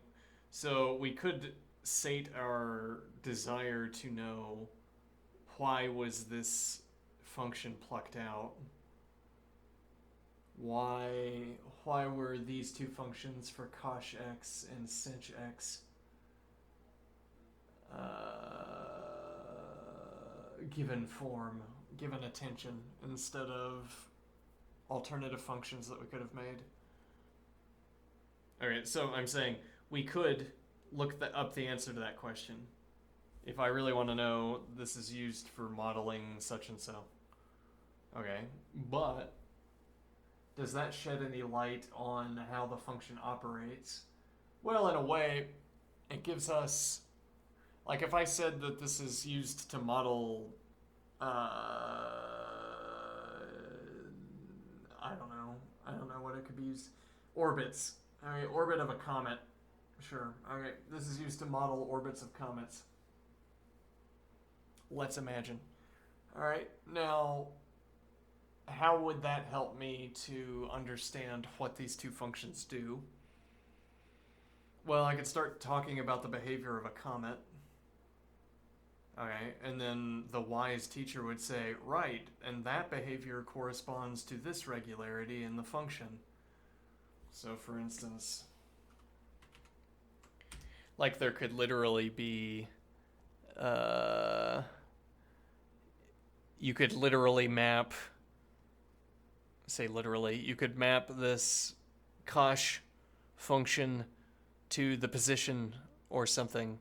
Like if I place the massive body at 3, and then this is the path of a meteor, say, or a path of a comet, whatever. Okay. And that would be a mapping we could perform, and that would be a way of explaining to myself, well, if nothing else, and maybe nothing else, it would be a way of remembering that this curve looks like x squared, that it looks like a little, like a, whatever this looks like. Okay, and then this could be saying, well, we go from having negative velocity to having positive velocity when a comet approaches the Earth because it's coming towards the Earth and we have a fixed frame of reference. So we say positive on the way in and then negative on the way out. It slows down as it gets near to the object because you have to have the turnaround around the object where you have to hit zero velocity and then reaccelerate. Okay. And that's, well, and so we have these functions to model those behaviors of physical objects. Okay, did that help me understand the behavior of these functions? Well, to the extent that I could think about a comet to answer my question and have the answer be correct. If I think about a comet and it makes me think of this x squared shape, and then I say, right, it's an even function, okay, then knowledge about what the cosh function models helped me in that regard, helped me in arriving at that answer. Otherwise, why would it matter to know what this is used to model? Well, but again, that is the idea, the ideal anyway, that you could start with the phenomenon that's modeled by the function, and if you get stuck in understanding the function, you could reference what it models to explain to yourself how the function behaves. Okay. Barring that, the function behaves exactly as it would have done if it modeled nothing, and if it didn't have a funny name.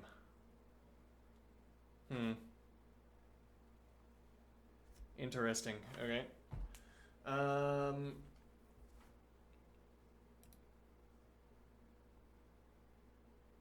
I might have been on the wrong camera. I don't remember. I was pointing at this x squared curve most of that time. Anyway, let's go back to the book.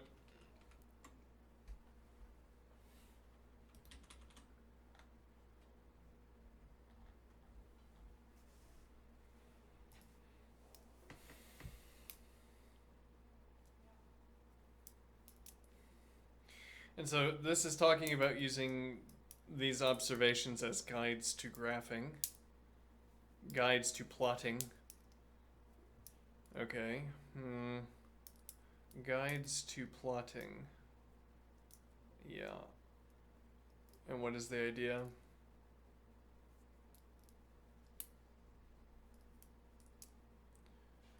That, well, so we know how to gesture towards drawing e to the x. It's really the same as any other exponential function, just with different tick marks. Okay. We can flatten it out based on the 1/2 e to the x. And the idea is that after we get outside of the initial range... Oh no, you can't do that. Whoops. Yeah, I forgot. Let me see.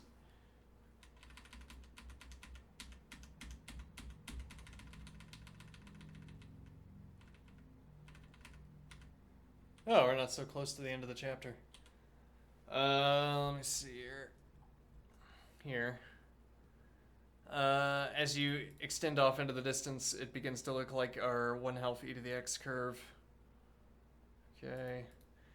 So, but the only point is that effectively you have a description of your plotting, you have a description of the graph that tells you a handful of points, and then you connect them with a curve.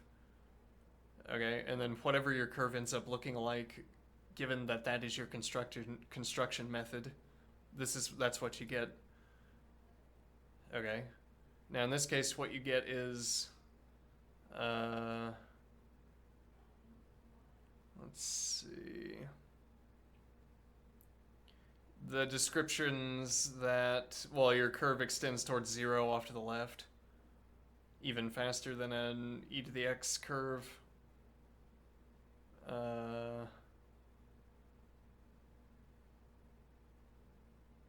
What is the point of the orange curve here? That's not so clear.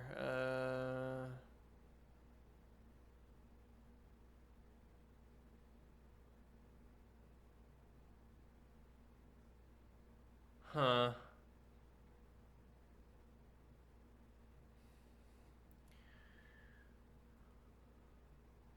So the point is to say that, okay, so I think the idea here is that this gap between blue and teal orange is the gap given us by e to the negative x divided by 2, that term. Similarly, the gap between blue and teal orange is given to us by e to the negative x minus e to the negative x.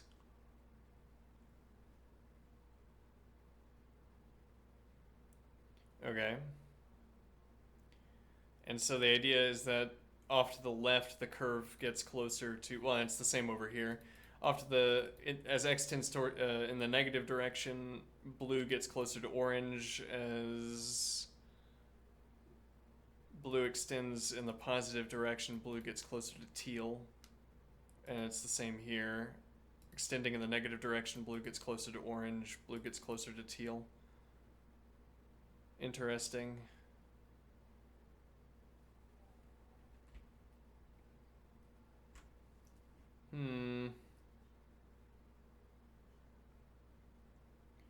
Okay, so how do we...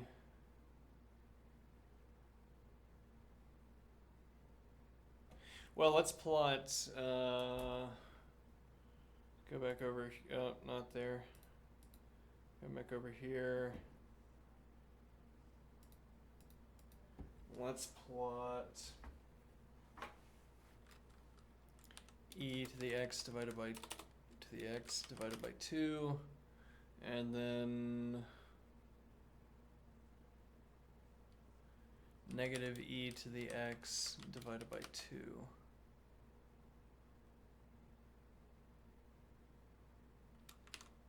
Negative e to the negative x.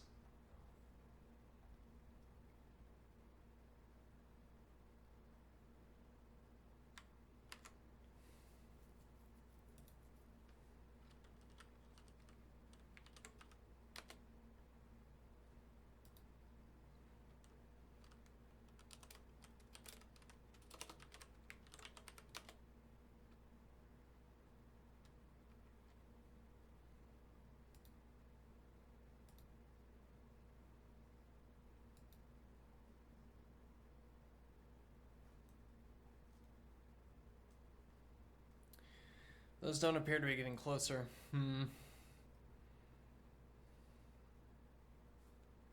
What is the scale over here? Uh-huh.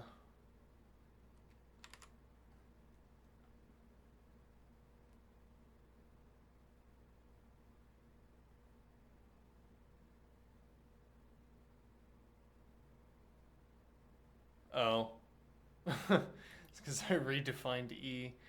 Okay, this is now L. Nope, it's now M.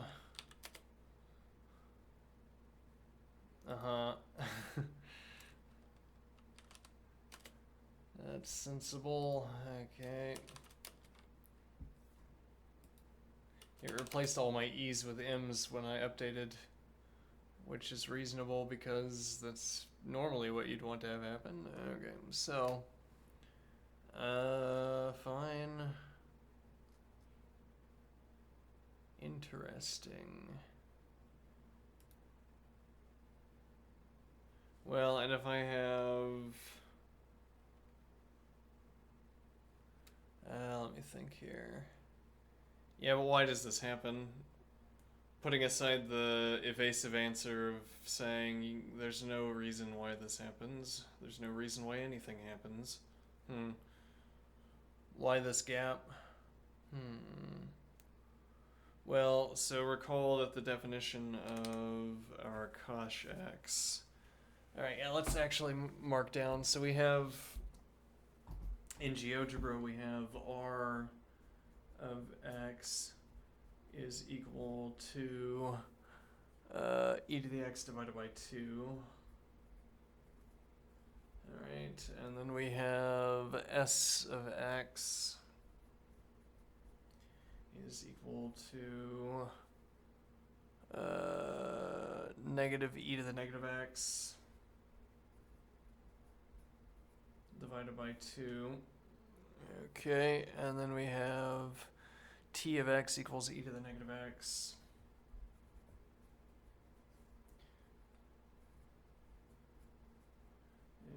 Okay. Now what point do I want to make? I want to make the point that the cosh rather, of x is equal to e to the x divided by 2 plus e to the negative x divided by 2, semicolon, and sinh of x is equal to e to the x divided by 2 minus e to the negative x divided by 2. Okay, and now for my next trick, I will underline, actually we can do this with a triplet, my triplet data structure of light cerulean blue into, well, this is teal, teal over here, and then turquoise, okay. Now, r of x, which is e to the x divided by 2.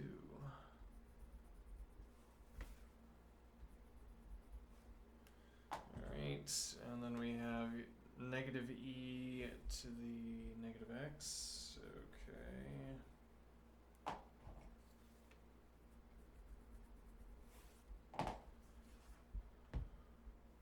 Now what is the point? Well, yeah, what is the point? Let me think here.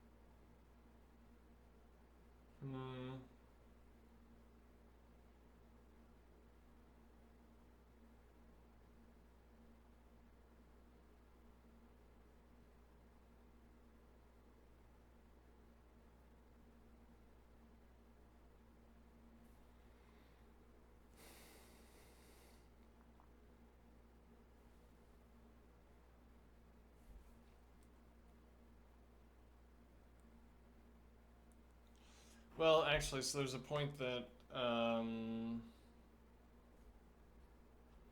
yeah, if we do,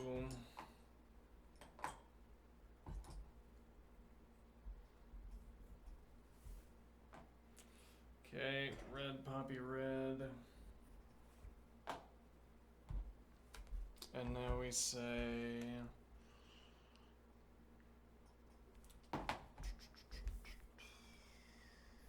this color is equal to red minus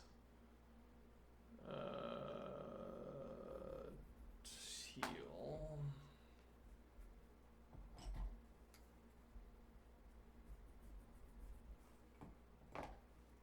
Semicolon, and then also equal to poppy. This should be plus. Oh yeah, okay, and then it'll be plus. Yeah, okay.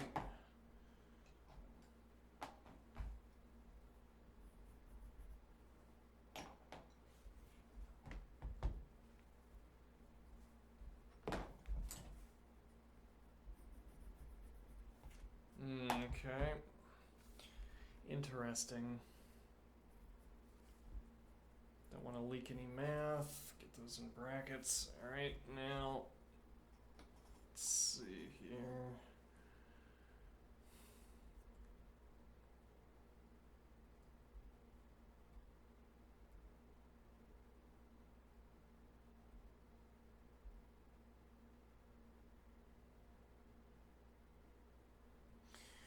Well, okay, and we could ask, yeah, I feel like this is supposed to be explaining the gap between all of these functions, but I'm not sure how this is supposed to serve as an explanation. Well, I'm a little bit tired at the moment. A little bit tired. Let's persevere nevertheless.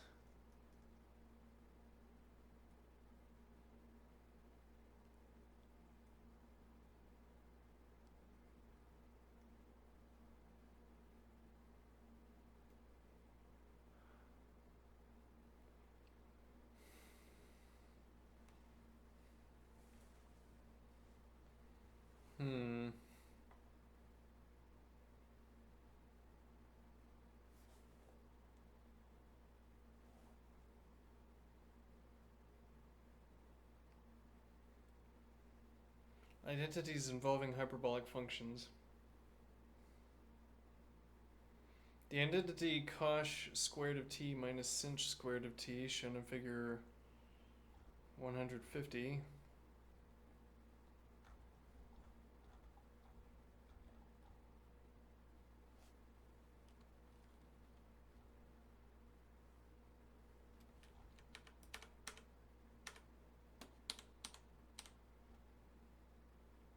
Okay. Is one of several identities involving the hyperbolic functions, some of which are listed next. The first four properties follow easily from the definitions of hyperbolic sine and hyperbolic cosine. Except for some differences in signs, most of these properties are analogous to identities for trigonometric functions.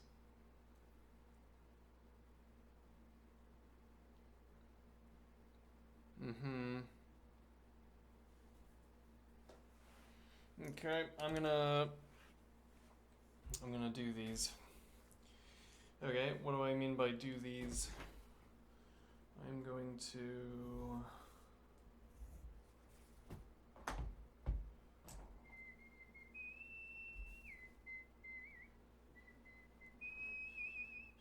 we're gonna start with cosh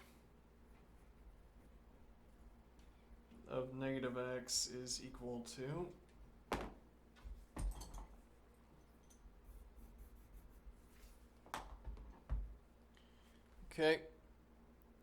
is equal to cosh.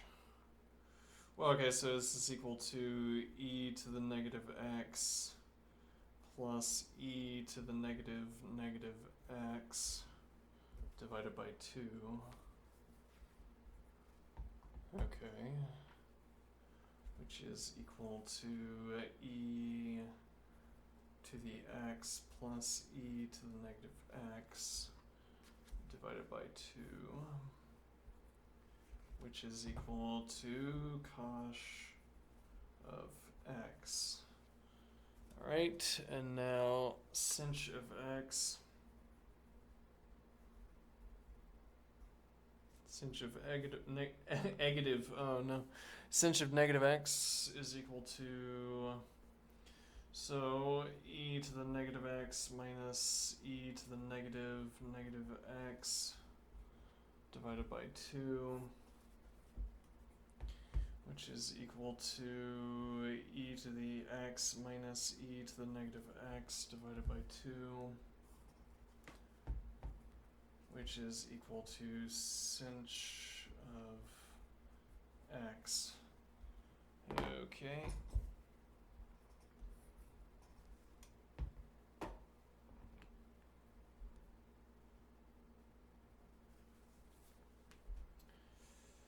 Cosh of x plus sinh of x is equal to e to the x plus e to the negative x divided by 2. Now, why would I be motivated to answer this question in particular? E to the x minus e to the negative x divided by 2 is equal to 2e to the x divided by 2, which is equal to e to the x. Okay, and gosh, why would I be motivated to calculate this?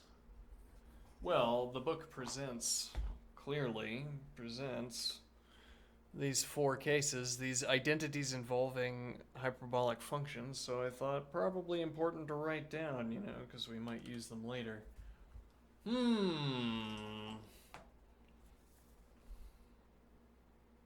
Because we might use them later,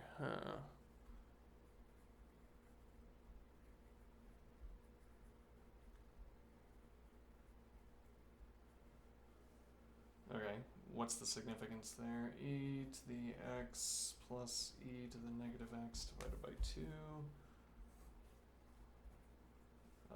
minus e to the x minus e to the negative x divided by 2 is equal to 2e to the negative x divided by 2, which is equal to e to the negative x. Okay, I'm merely pointing out here that it's the properties that we find useful that motivate our investigations of the functions that we're using.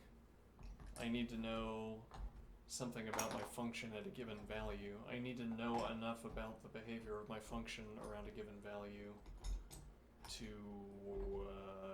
use my function, I guess. Does my function apply around this given value? What if my function jumped off into the distance? Actually, that's been one of my more interesting avenues of thinking about calculus, about analysis. What if we didn't know that functions were well behaved and orderly, and we had to confirm it? What would be a systematic way of requesting outputs from the function to confirm that the function is good enough for our purposes?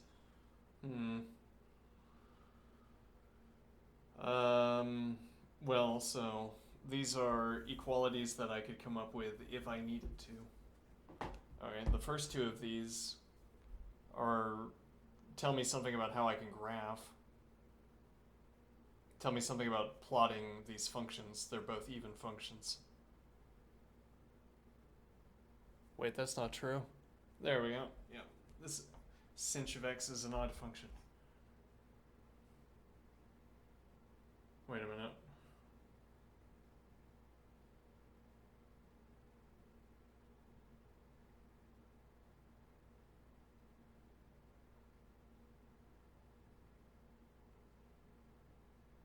Where am I getting that from? Yeah, I'm not so sure.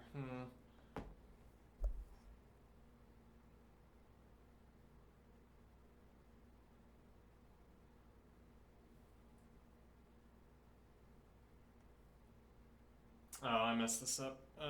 So this should be e to the negative x, I see. Yep, e to the negative x minus e to the x, alright, which is indeed negative sinh x.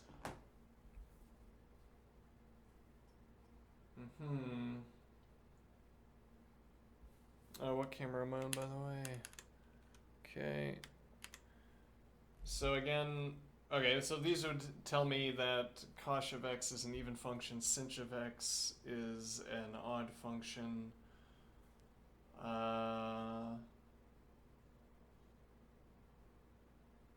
These are convenient if only because their outputs are easy to graph, or I already know how to graph their outputs. So if I have a kind of compendium of functions, well, so like I come up with a rule set for plotting e to the x. Okay, and anytime I need to plot e to the x, I follow that rule set. It gives me a collection of points. Like, what points do I ask for? X equals 0, and that's it. And then I plot e to the x, and that's my rule set. Okay. Now I have a kind of chain back to anything else.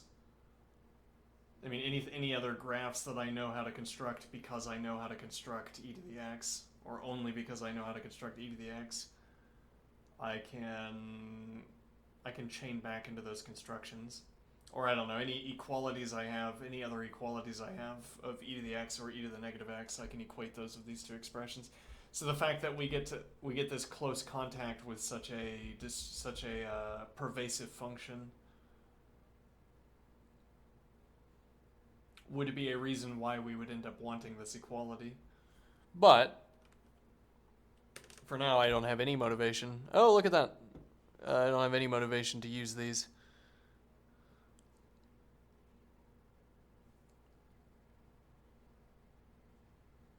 Looks like we should have started with a different color. Yeah.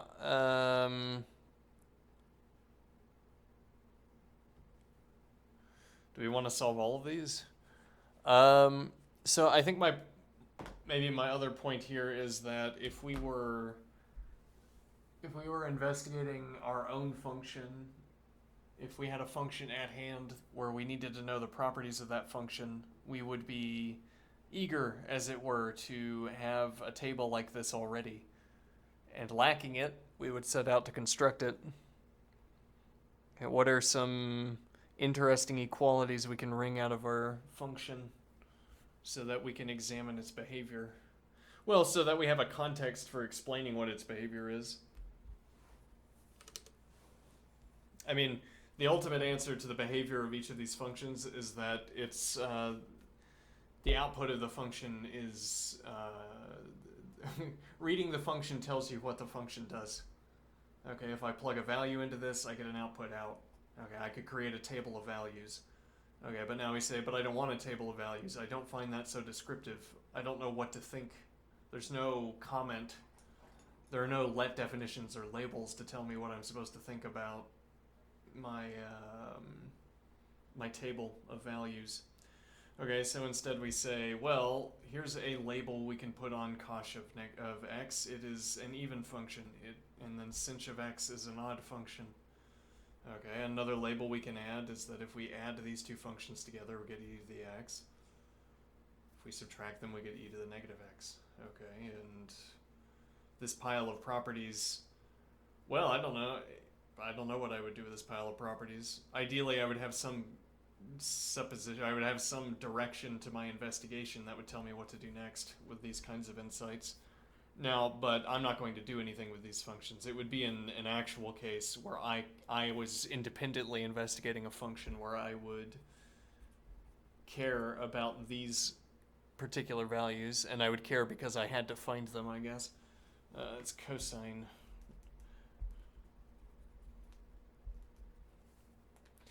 Cosh squared of x minus sinh of x is equal to sinh squared of x. Okay, e to the x plus e to the negative x divided by 2 squared, which is equal to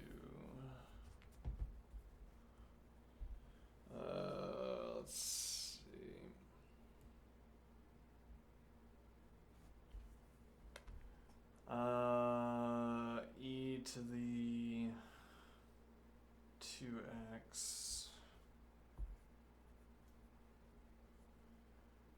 plus e to the negative 2x divided by 2.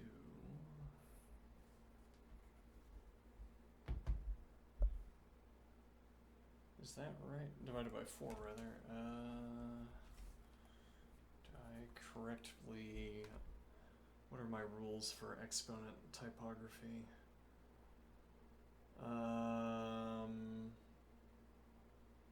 2 to the 3, okay, is 8. Squared is 64. 2, 4, 8, 16, 32, 64. Multiplied. Alright,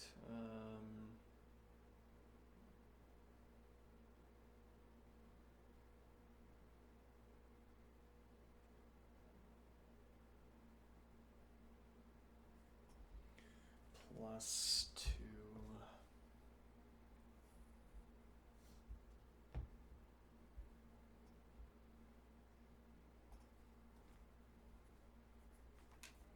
Let me see, e to the x, e to the negative x. Okay. Oh, which is, we add these together and we get 0. Okay.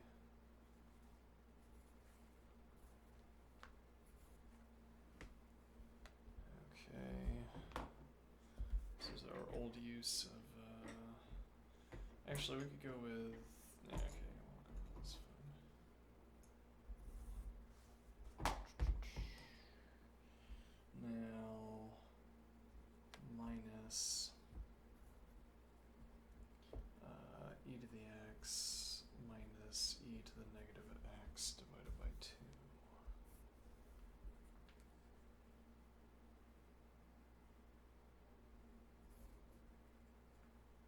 Okay, which is equal to e to the 2x minus, no, plus e to the negative 2x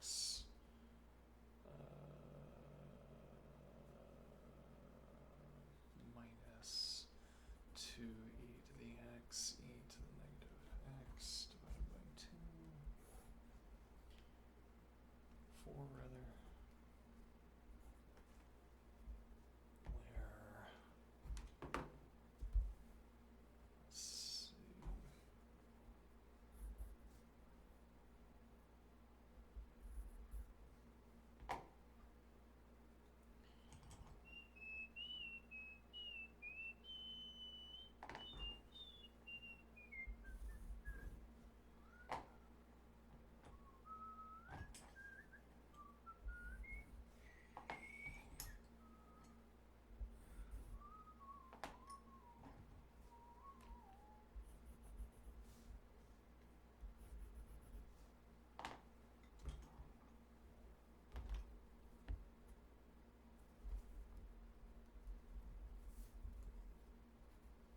Two e to the x, e to the negative x is equal to 2 to the 0. No, rather 2 to the e to times e to the 0, which is equal to 2. Right.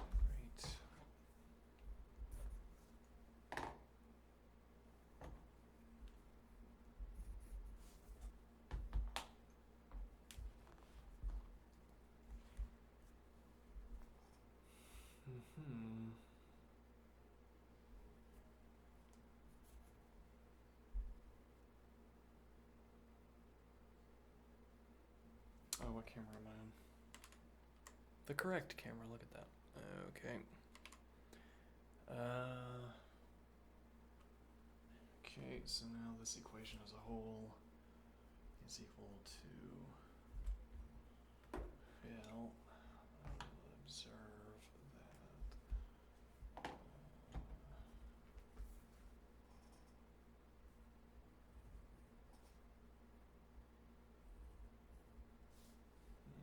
okay, these cancel.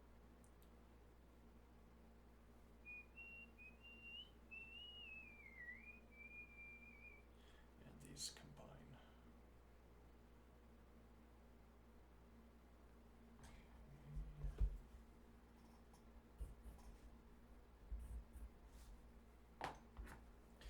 nothing preventing me from doing this in a rule-bound manner. Is equal to 1. Now, yes, well, it's interesting that I can come up with rules as I go along. Unless explicitly forbidden. Let's see, so we're going to have 1 minus tanh square root of x equals sec square root of x, right?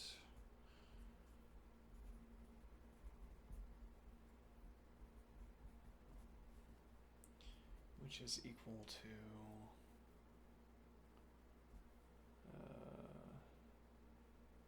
say like defined to be equal to with the square resembling the square at the end of a proof. Interesting. We could use the triple equality. It's especially equal. 1 minus the sinh squared of x divided by the cosh squared of x, which is equal to 1 minus, which is defined to be equal to, all right, that'll be a new innovation here. Might help clarify some points down the road. Yeah, I mean, so when we were doing set theory, let me erase a point from the set theory segment. We were fretting some of the details here. We were wondering, could I ever need to know the correct quantification in order, like a correct interpretation of a quantification?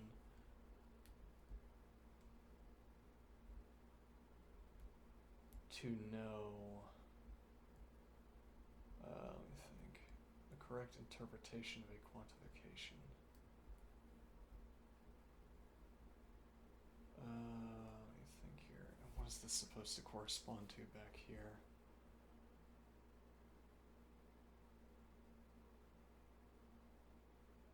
Right, well, so this, a different way of phrasing this question is asking what role do quantifiers serve in reasoning? When I try to interpret the logic that I'm writing out, how do I use quantifiers?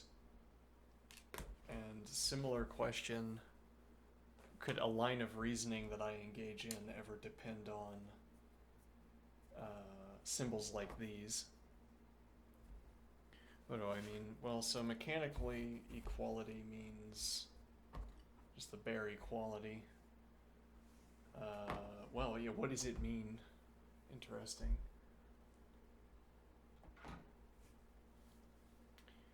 I mean, there's a tendency here, there's a preference here to say that equality is a relation. Okay.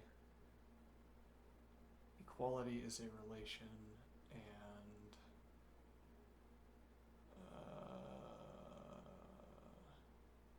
qua-relation, it's a set that has only reflexive elements. Okay. So I have ordered pairs, and the element in position A is equal to the element in position B for all ordered pairs A and B that are elements of the relation of equality. Okay. Now, I'd say that's not really relevant to usage here, or that would only be relevant on interpretation. Here, what equality is saying is that, well, it's like, it's really serving the role of if and only if.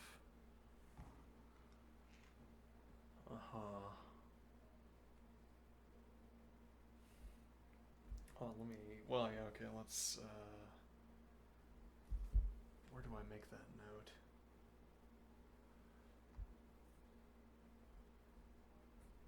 Equal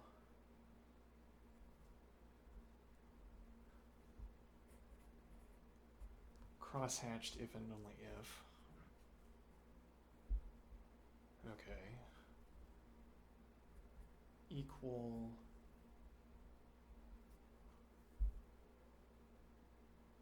I don't want to commit to saying that that's what the double crosshatched means. Double crosshatch by conditional. But that would be a sort of direction to go, a sequence to go down. I have a lot of ideas floating around. I need to resolve some of them. So the double crosshatch from set theory, I want to say, works like this. Let me see. I say A if and only if B. B is derivable from A biconditionally.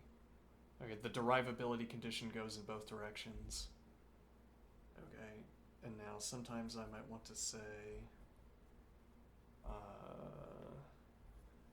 the derivability relation goes in both ways for C and D.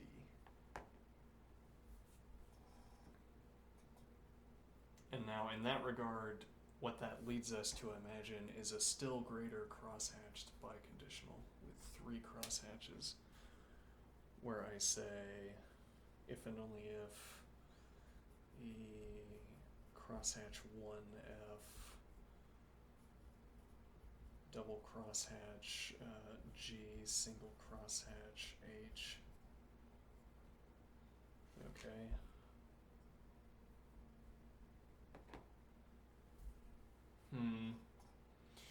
But does this have an interpretation? I don't know yet, because I don't know what interpretation I'm supposed to be providing for this.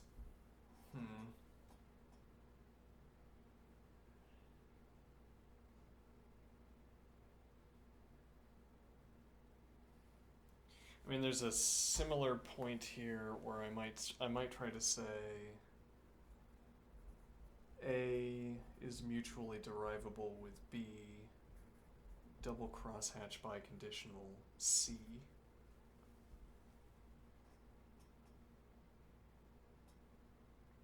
So most of the theorems we do in axiomatic set theory are simply demonstrating derivability.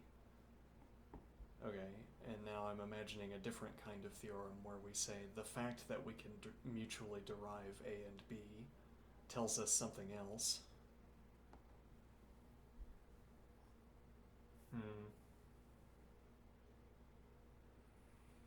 Now, to bring us back to this point, would I ever encounter a line of reasoning where this squared equality symbol played a role in my reasoning? And what is that question asking? Well, so when I'm performing calculations with a sequence of equality symbols, most obviously when I do this in the standard way, here is a kind of non-standard use of equality where I bracket off this section, which I really should have well, okay, yeah, the alternative here would be to color the brackets only. That's probably better.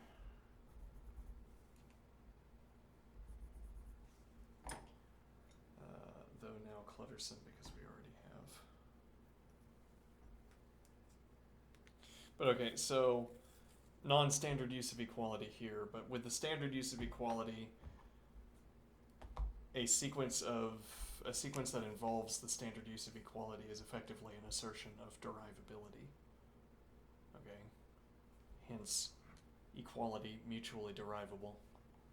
Okay, and the equality symbol goes both ways in every case.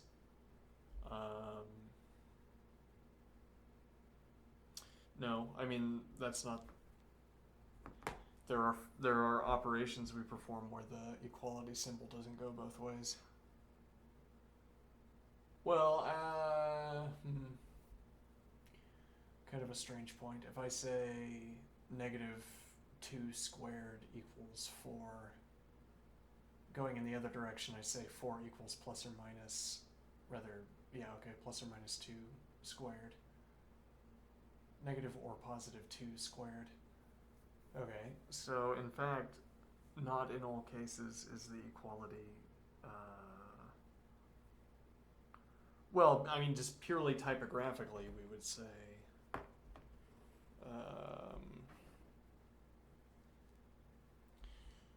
like we might say,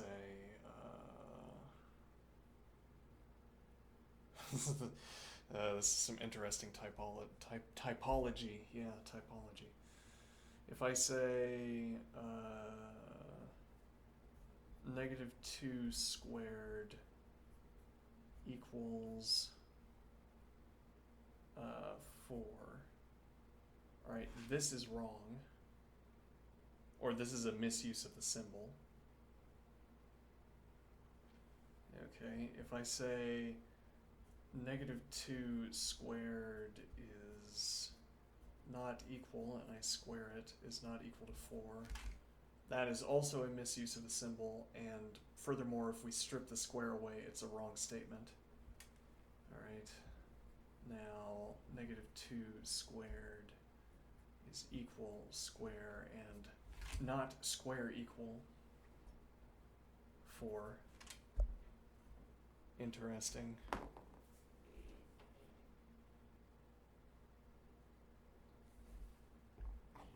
I'm going to use this space for finishing that out, but this has become the more interesting observation. Consequently, I'm going to pursue it, though be aware that future books are also interesting, and in order to arrive at them, we have to read preceding books. But okay, so negative 2 squared is equal to, with a box around it, 4. Alright, this is a misapplication of terms, misapplication of the symbol. I'm not sure that's the right color. Okay, well, I'm not sure either, but okay, so the negative 2 squared. Okay, I made that square a little bit too big.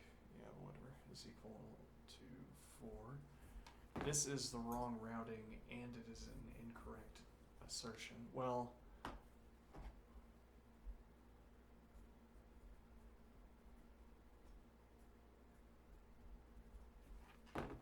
if we remove the square, then the remaining assertion is a miscalculation, an incorrect statement. Actually, we could have done that with could have done this with this false statement. All right, whereas here negative 2 squared is equal to 4 is a correct statement, but it's not what we would be asserting here. Okay, we're going to make the rare use of this color for correct.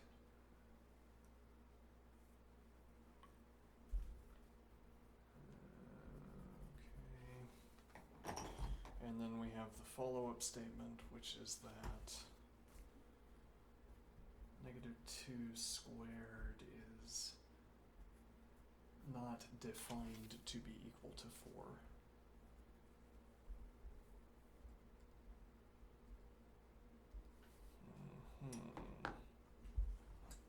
Interesting.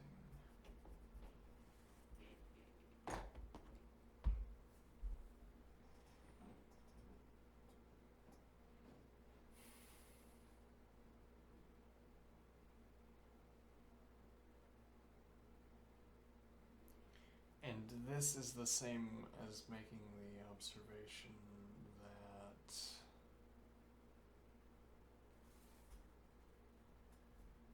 negative 2 squared is not defined to be equal to plus or minus negative 2, plus or minus 2 squared.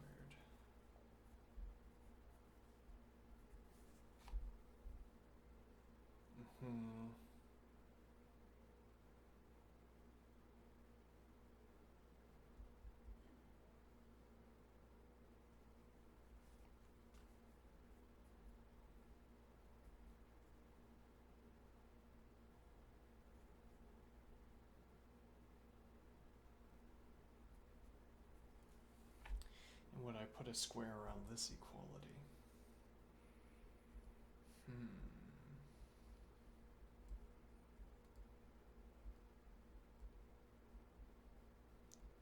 I want to put a square around that equality, but no. But only in the other direction.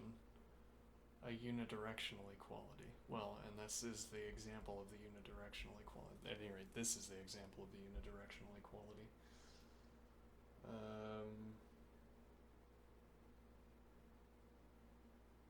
Yeah, I don't want to reach a firm conclusion here, but I'm if nothing else, I'm raising these observations that are relevant back here.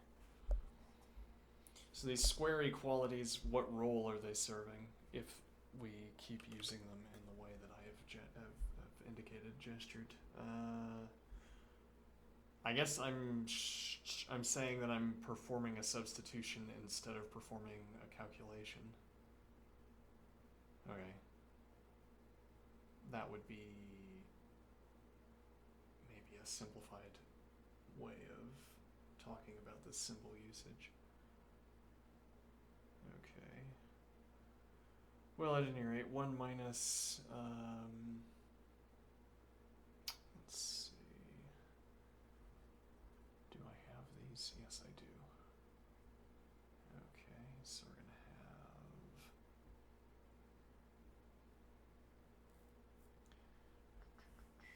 e to the 2x. So actually, having already calculated this,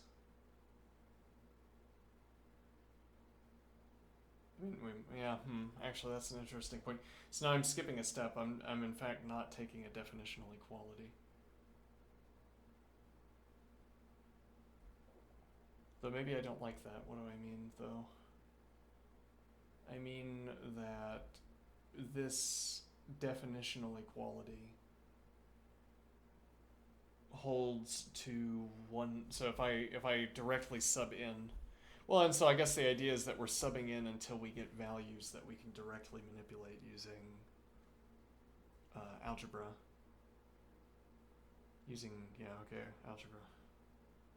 Which is not the case for sine and cosine except at special values, where we have, it's like for all of our logic, we have an and that we've hidden, a hidden and that says and sine of pi 4, this is equal to root 2 over 2, and sine of pi 6 is equal to 1/2, etc. To that extent, we can directly perform algebra using sine and cosine, but not outside of that. And then the various formulae that we have for sine and cosine are telling us what we can do with the function, are telling us algebraic steps we can take. Alright, now I don't like this because I'm about to write out this equality that we calculated earlier. This is cosh squared. Well, so that would be wrong, actually. We're supposed to be doing sine first. Okay, fine. But now I don't like using definitional equality because we don't define sine squared of x to be equal to this. We calculate this by taking what we have defined to be sine h and squaring it. We have defined sinh of x to be this expression. Okay. But then so I don't have this definitional equivalence, but also if I change this to the mechanical equivalence, then I don't have that either. There's an additional mechanical step that I have to be given before talking about mechanical equality.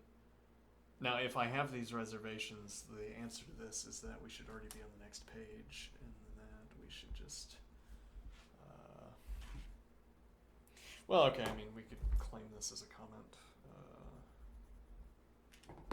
Okay, so this will be red.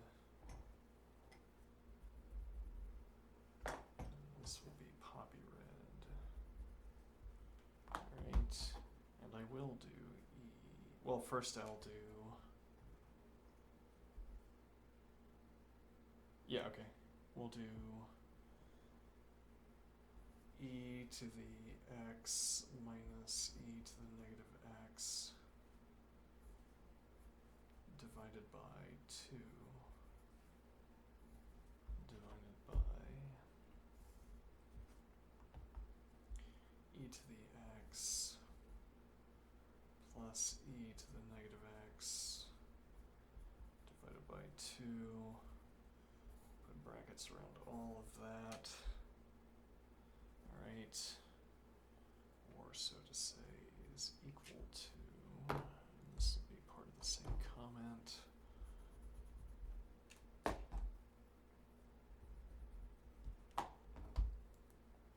is equal to 1 minus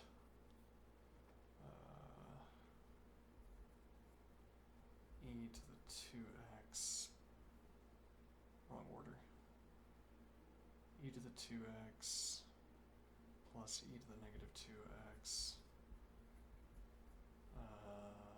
minus 2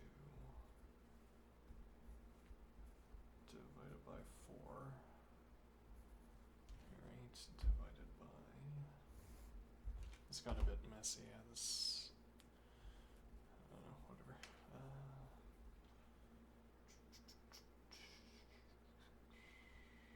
E to the 2x plus e to the negative 2x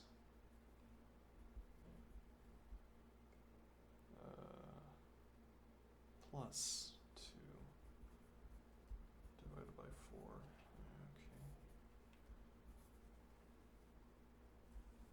Okay. And I don't know what that's supposed to be equal to.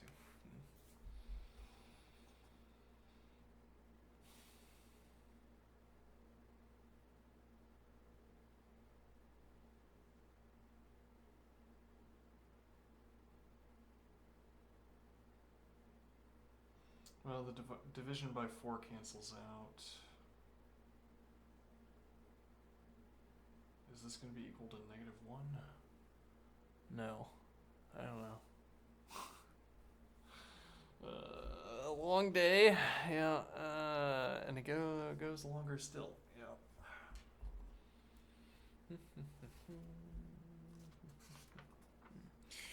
Chat? Anybody in chat that I've missed? Nope. Alright.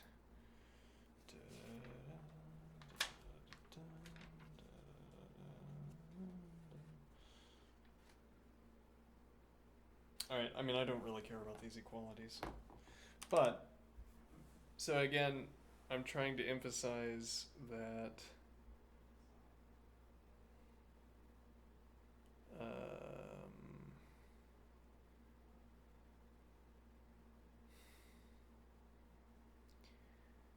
I'm trying to emphasize that on my interpretation, my limited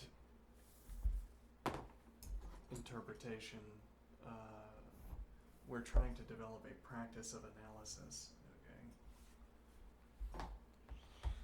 We're not trying to learn about trig functions and identities, we're trying to learn analysis, a practice of it, okay? In a different context with different functions, our analysis would unfold like this. We would find equalities like this. Okay, so the author is holding our hand through, guiding us through an endeavor of analysis. It just happens to be the case that we have these introductory trig functions again. Well, I don't know, these are new trig functions to me anyway. But okay, so I think we'll do one more. Why do we want to do one more? Because how does plus minus get involved? What happens when we shove a plus minus into one of these functions? What happens? Okay, now this is like meta-analysis in a way. What do I mean?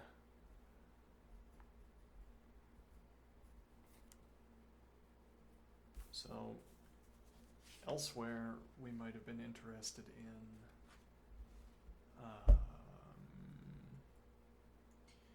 what is being derived. So this equality, well, we're interested in this because it gives us this line because it gives us the even evenness property of Koch. This gives us the oddness property of Cinch. This gives us an interesting identity.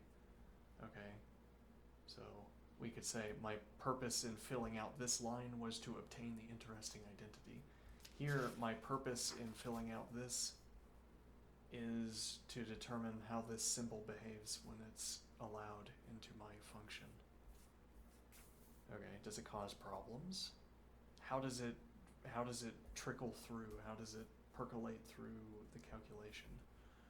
Unclear. Alright, so this is defined to be equal to e to the x plus or minus y minus e to the negative x plus or minus y. Okay, and now I'm going to have to introduce more of my hat notation, which inconveniently means different things at different times. Okay. Now, so we have the plus hat and the minus hat case.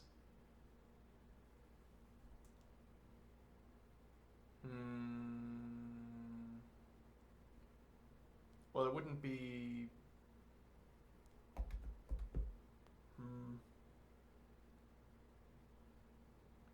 Let me think here.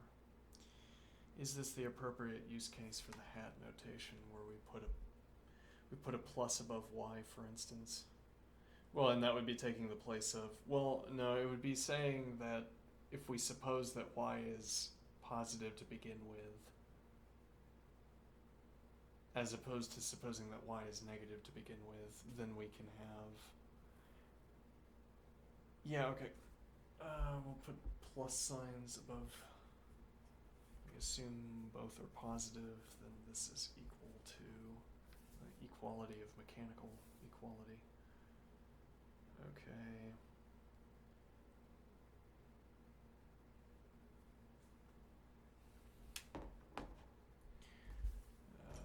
We could say equal. We could also do equal plus. But that seems like, I don't know, I don't want to commit. I don't want to just make up symbols for every new purpose. I'd rather repurpose an old symbol and expand its interpretation. So I'm thinking. But okay, this is effectively saying we have case A, which is plus. Okay, well then we could do the plus down here. Yeah, okay. And now we're going to say this is equal to...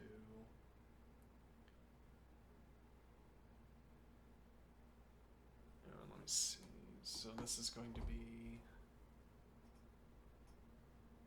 This is also going to be case A. Yeah, do we want to... let me think here. Well, we could do dual binaries, though we don't typically do that. Okay, what do I mean? So this is light cerulean blue, and this is also plus. This is y plus. Okay. Now we have plus plus, so this is going to be e to the x plus y. Okay.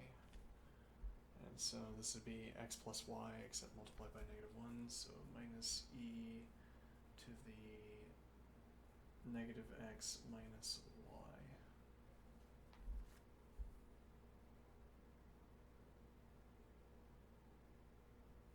Minus positive y. Okay, all divided by 2. And now is equal minus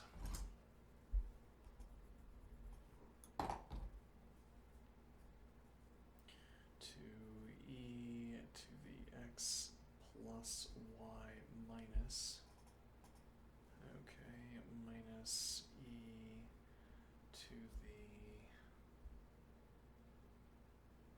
x minus y minus, okay, which we could say is equal to 2, which we could say is equal to e to the x minus y minus e. Oh, so this would actually be negative x. Okay, e to the, so this would be minus plus y, and this would be e to the y minus x, where this is also the plus y. Okay, divided by 2, fine. Alright, is that a good usage of terminology? I kind of like it, but yeah, maybe not. Alright, so now if we assume the y minus case, then we're going to have e to the x plus y minus e to the negative x plus y minus, okay, divided by 2, which is equal to e to the x minus y plus minus e to the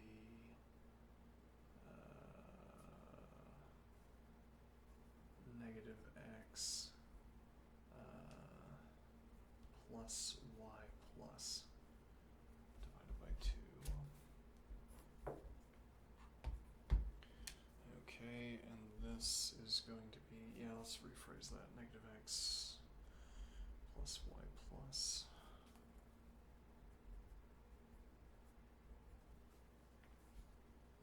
Okay, and that will get,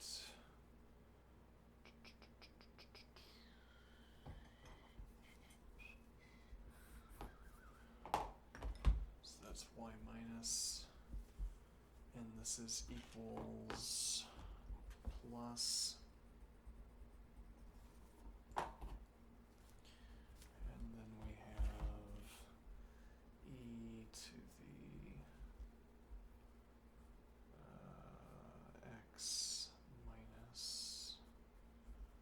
y negative minus e to the negative x minus y negative divided by 2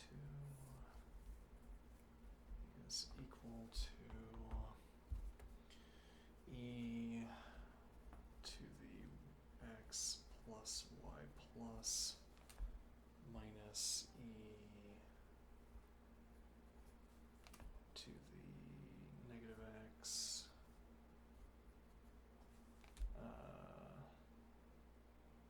minus y plus, okay, divided by 2. Now we see this interesting cycling. Hopefully it's interesting. X plus plus, x minus plus, x plus minus, x minus minus, x minus plus, x plus plus. Oh, well, whatever. It's not that interesting. Yeah. X minus y plus, negative x plus y plus, then x plus y plus, and negative x minus y plus. And that's how the plus minus symbol plays out according to our rules. Okay, I believe it.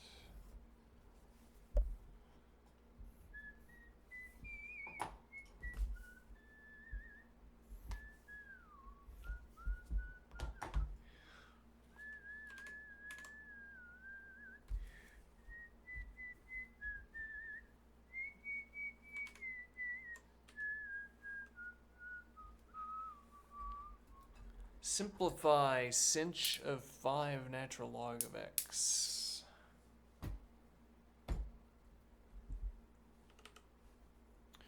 Okay, sinh of 5 natural log of x.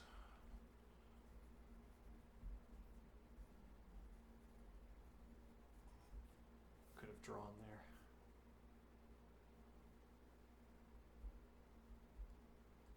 I might get crowded, actually. Yeah, okay. No. Let's try this. Okay. Okay. So we're gonna have.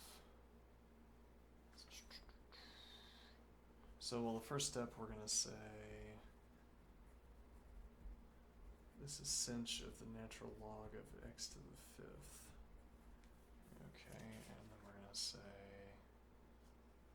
e to the natural log of x to the fifth minus e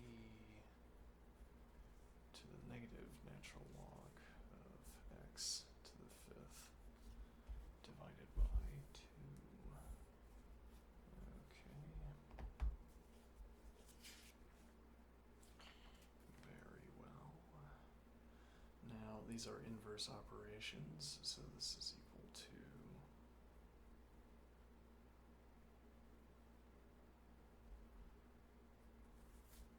I think I would keep equality and say I can always use equality because that's just a matter of habit. Taking the step up to equality with a square around it would mean something. Alright, so we're going to have x to the fifth minus x to the negative fifth.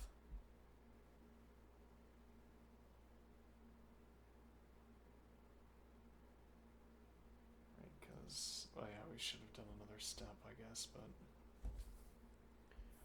this negative natural log of x to the fifth would be x to the negative fifth, and then we have subtraction. Okay.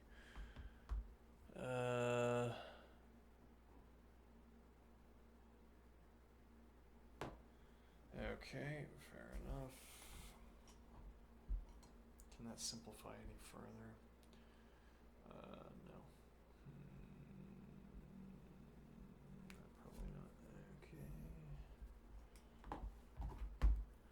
Sine of 8, sinh of x is equal to 3/4. Okay.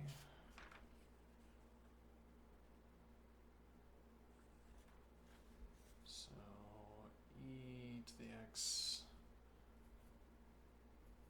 minus e to the negative x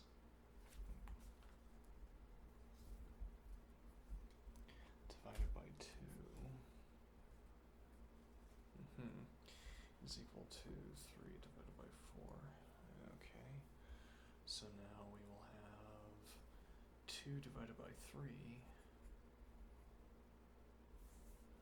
Okay.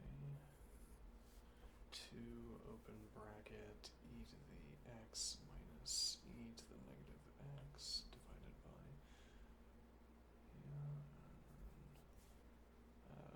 3 times. So actually, yeah.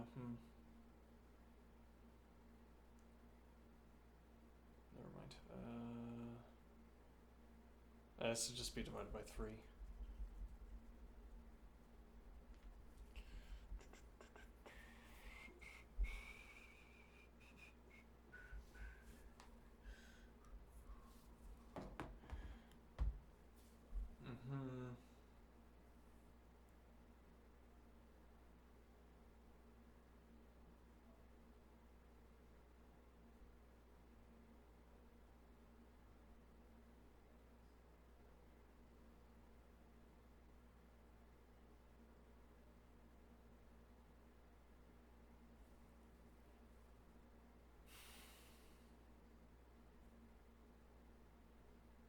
Not sure what I'm supposed to do with that.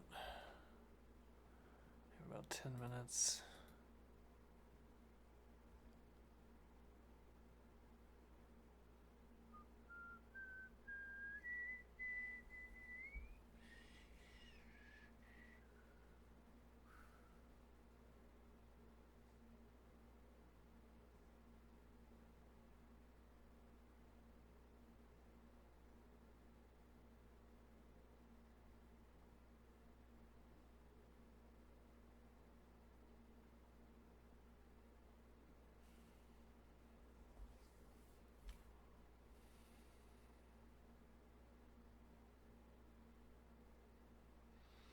So I think the point to be made here is that this doesn't give us an obvious routing, but what would give us an obvious routing is using one of the identities, or using multiple of the identities.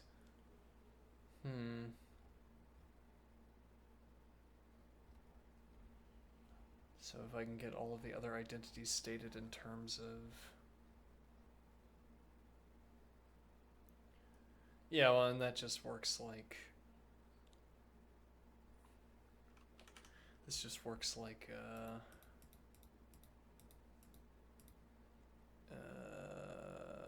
trigonometry, standard trigonometry. Interesting. Why is that interesting?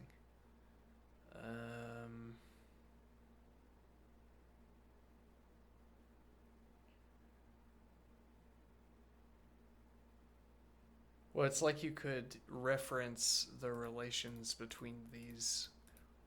You could have these as a definite. You could use. What am I trying to say?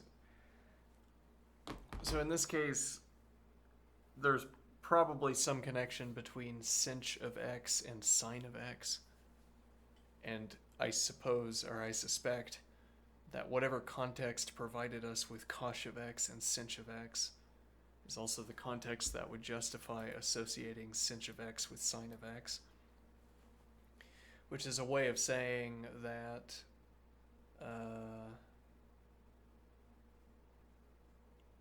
when we say that sinh of x is when we say that the cosinh of x is equal to 1 over sinh of x, similarly we would say the cosecant is equal to 1 over sine of x.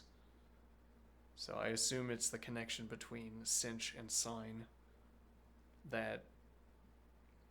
Well, I mean, I could always say that if I said co-x, and by that I meant 1 over x. Okay, it's not clear though why it's not only it's not like cosine. It's not that cosine of x is equal to 1 over sine of x. It's cosecant, whatever that means. Okay, but all I'm pointing out is that the only thing we have to have to... let me think here.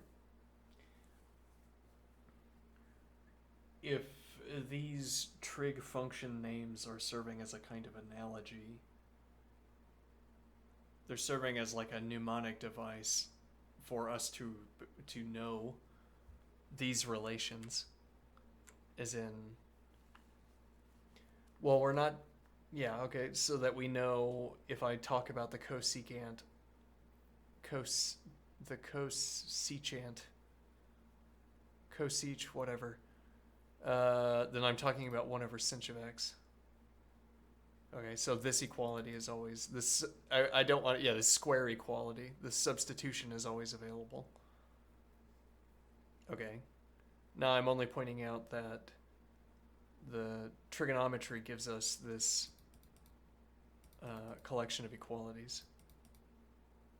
It gives us, rather, this collection of identities. Okay. Let me think here.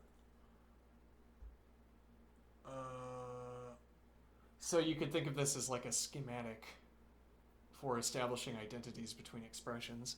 So I could do, instead of sin h, sine h of x, I could do sine I of x, sine j of x, sine k of x, and give them different functional definitions, different algebraic definitions.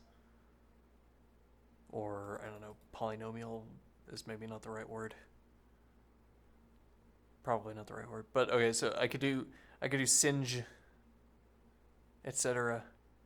And all I'm establishing, all I'm committing myself to thereby is that I want access to this transformation. So sinh sine j of x, 1 over sine j of x is equal to cosecant j of x would be the generalization. Okay. And then whatever the function definition is, Well, yeah, I mean, why would I want that? Well, why do I want this? And why do I want the relationship between the sine and the cosecant? It's because I regularly find myself in circumstances where I want to store this, as it were. I mean, what is the point of the cosecant? I can store 1 over the sine of h. If we're talking about calculation only, I can store 1 over the sine of x in a cosecant so I don't have to keep writing 1 over. Okay. I could keep everything in sine of x all the time, but then that would not help typographically with working through a calculation.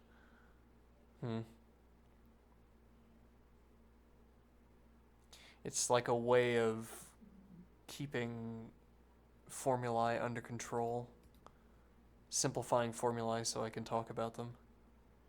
But again, this function definition where we say this is the sine h of x, this function, well, again, there's probably some context that justifies choosing this function and this naming scheme. Like this has some relation to the trig function, I wouldn't know. But beyond that, why would we have to have some relation to the trig function to want this naming scheme, to want to extend this naming scheme? Alright. Interesting questions, however, I'm going to call it. Have a good one.